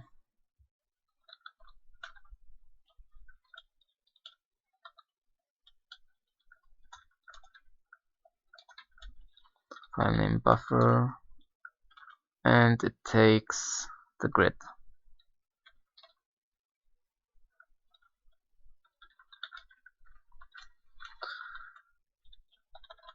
Okay, and then if I'm GUI load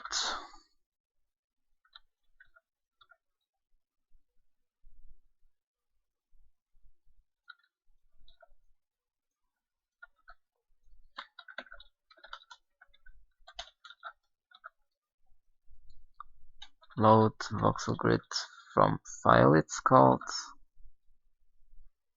This should compile. Okay, now we should be able to save and load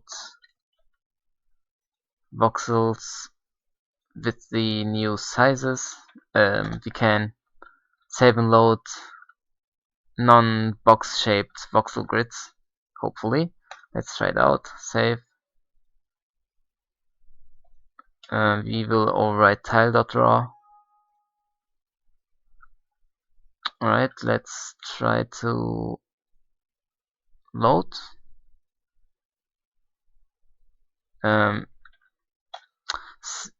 Okay, that's good to know. What happened here?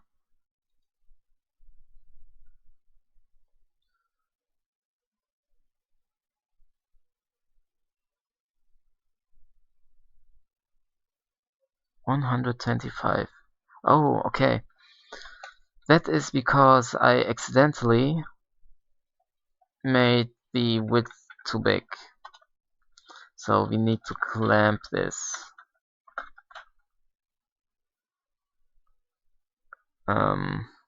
Since it's not allowed to be bigger than 16 and I just inputted 125.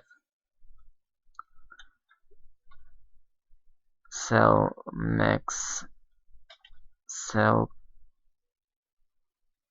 what did I call it?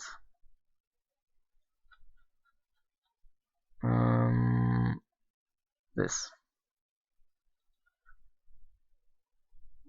Well, this isn't quite correct.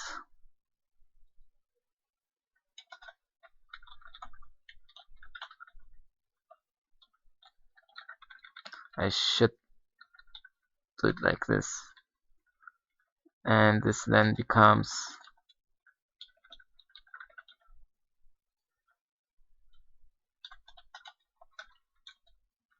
this.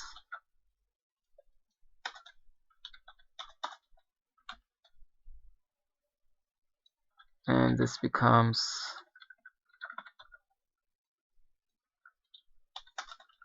this.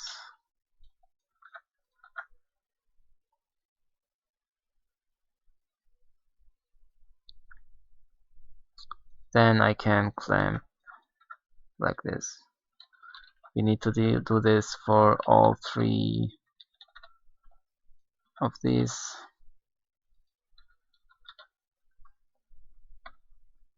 This way we won't get an access violation again. If I input something bogus here, okay. Okay, let's try to load again. It actually updates the grid size, but it doesn't regenerate the voxel mesh. That's because I forgot to do that. So we will set generate voxel mesh to true here.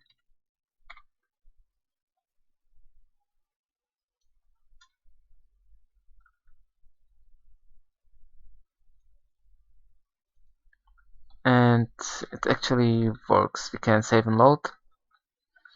And if I switch to the game code,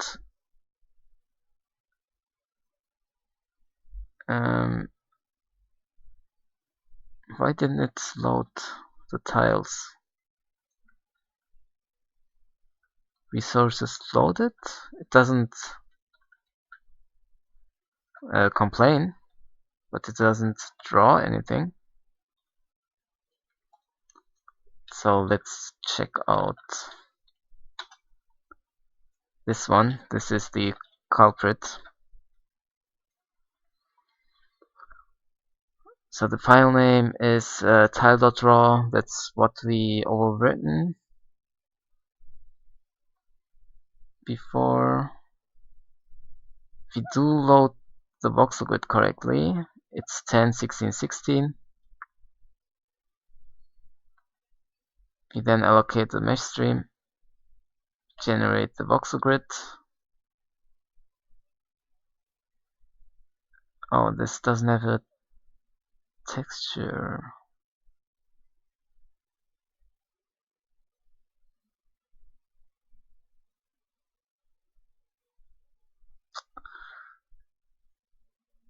Where do I call this from?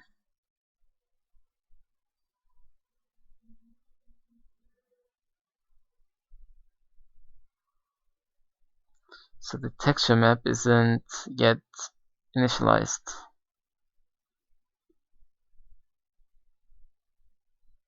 which means all the texture coordinates aren't initialized, and that's why it doesn't work.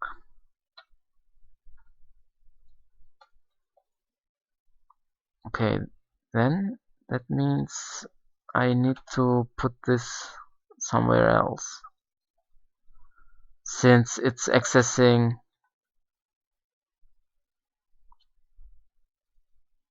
the voxel state, we will put it into the initialization code of the voxel state, basically.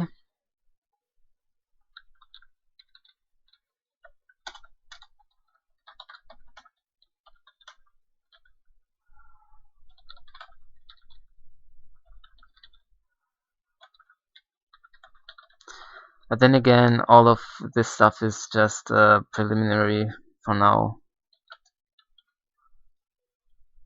because I don't have proper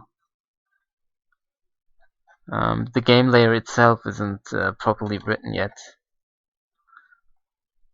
It shouldn't load a single tile like this from a single position.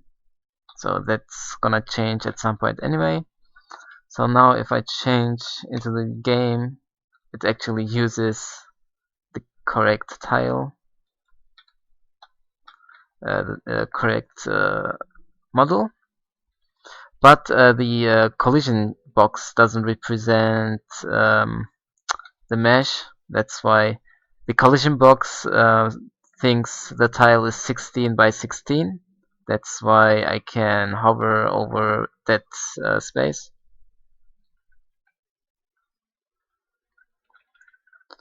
So if I make a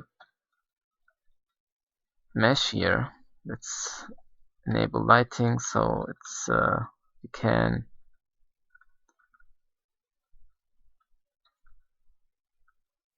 see depth better. If I okay, what's this?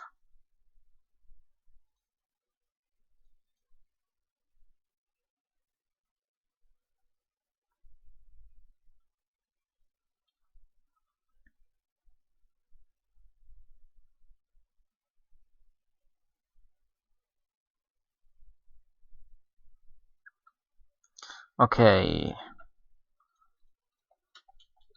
I need to make sure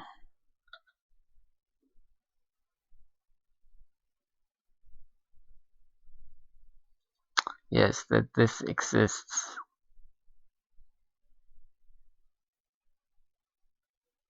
I need to define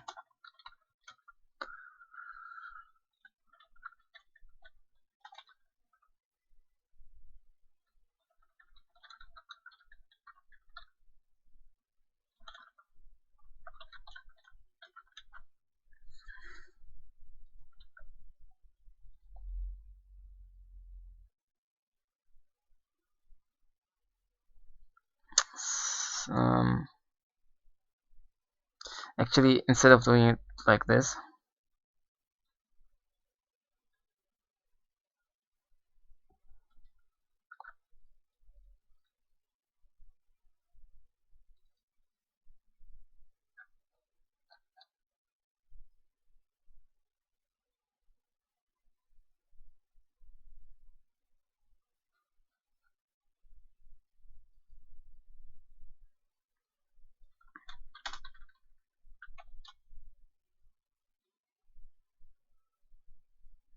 but I know what the problem is. I'm storing the texture index offset by 1. That's why I'm subtracting 1 here when I'm retrieving it. But when I'm placing voxels with the left mouse button, I'm just placing invalid values as texture coordinates, texture indices.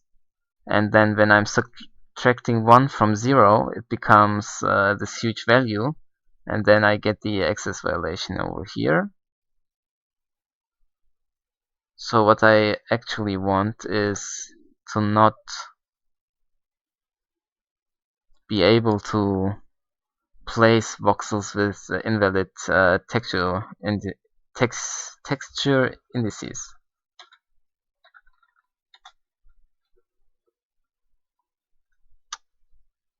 So let me see, voxel cell. So we will have a new field here,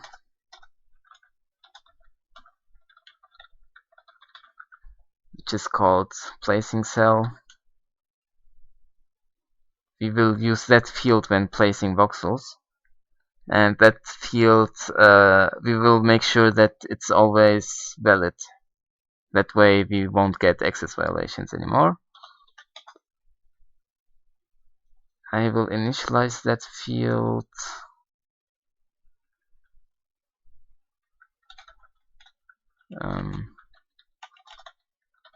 With the default cell value. This definitely has valid data in it. Alright, where do I place voxels again? That should be when I'm processing build mode. Here, that's where I'm doing the thing I'm not supposed to do. This becomes now this. This is fine because this is the special value for empty cells, but that was wrong. So let's make sure that I don't do that anywhere else. These are fine. This is fine.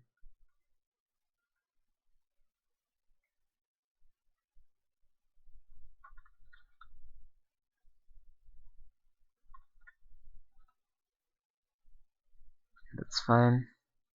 No, it's looking fine to me now. Let's say if I can now place voxels without it crashing. So remove voxels and place voxels again.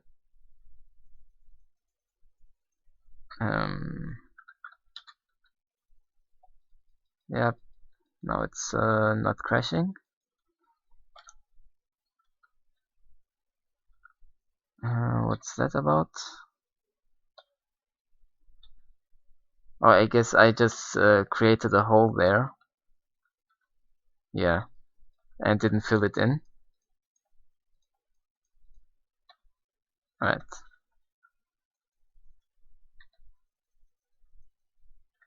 So now back to the thing I wanted to test,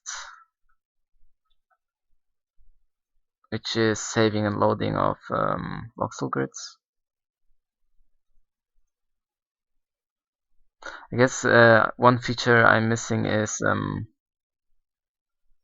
copying of regions. I can select regions and move them around, but I can't actually copy them.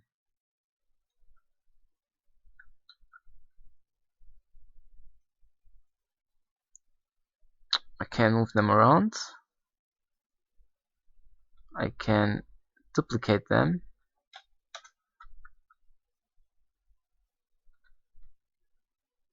But then, okay, this is kind of like copying, but then if I also had a way to flip this horizontally, that would be actually useful. So that's basically a to-do.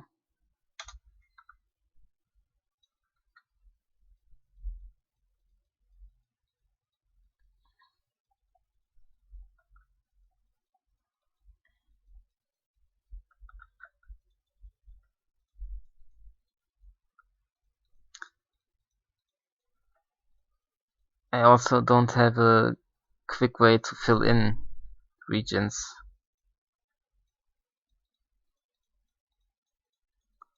I don't have holes in it. I have holes in it. Alright, holes filled.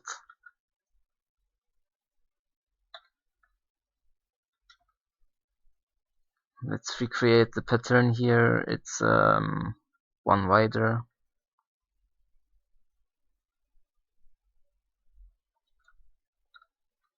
Right. Let's save this and then see how the in-game tiles now look. Yeah, they are using the new tile now.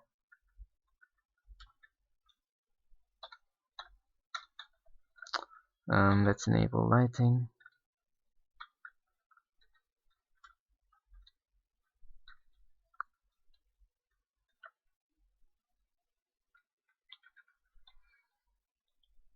Alright.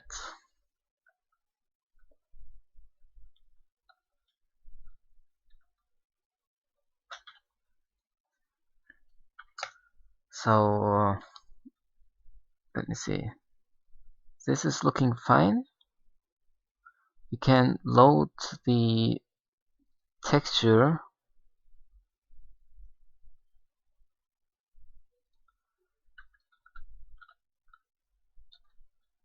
for the voxel grid. Okay, let's test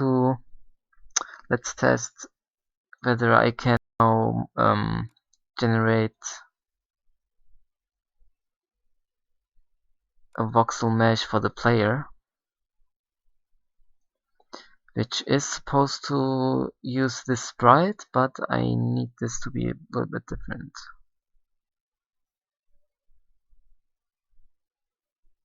How do I make the sprite bigger? Sprite size. Let's make 10 pixels. Oh, I don't want in canvas size. Alright, I wanted to resize it like this. I will use a single pixel for its top, bottom, left and right faces. Or I guess 4 pixels.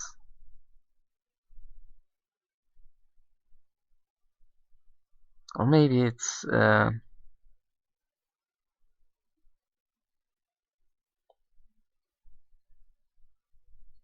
no, actually they need to be the same height as the player, so I need this to be 11 pixels.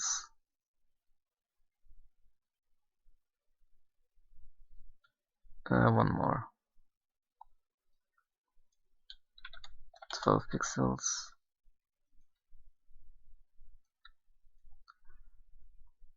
So these are the pixels for its sides. This is the front view of the player, which I'm also gonna use for the back view. This is the right and left side. And then I need the top and bottom sides.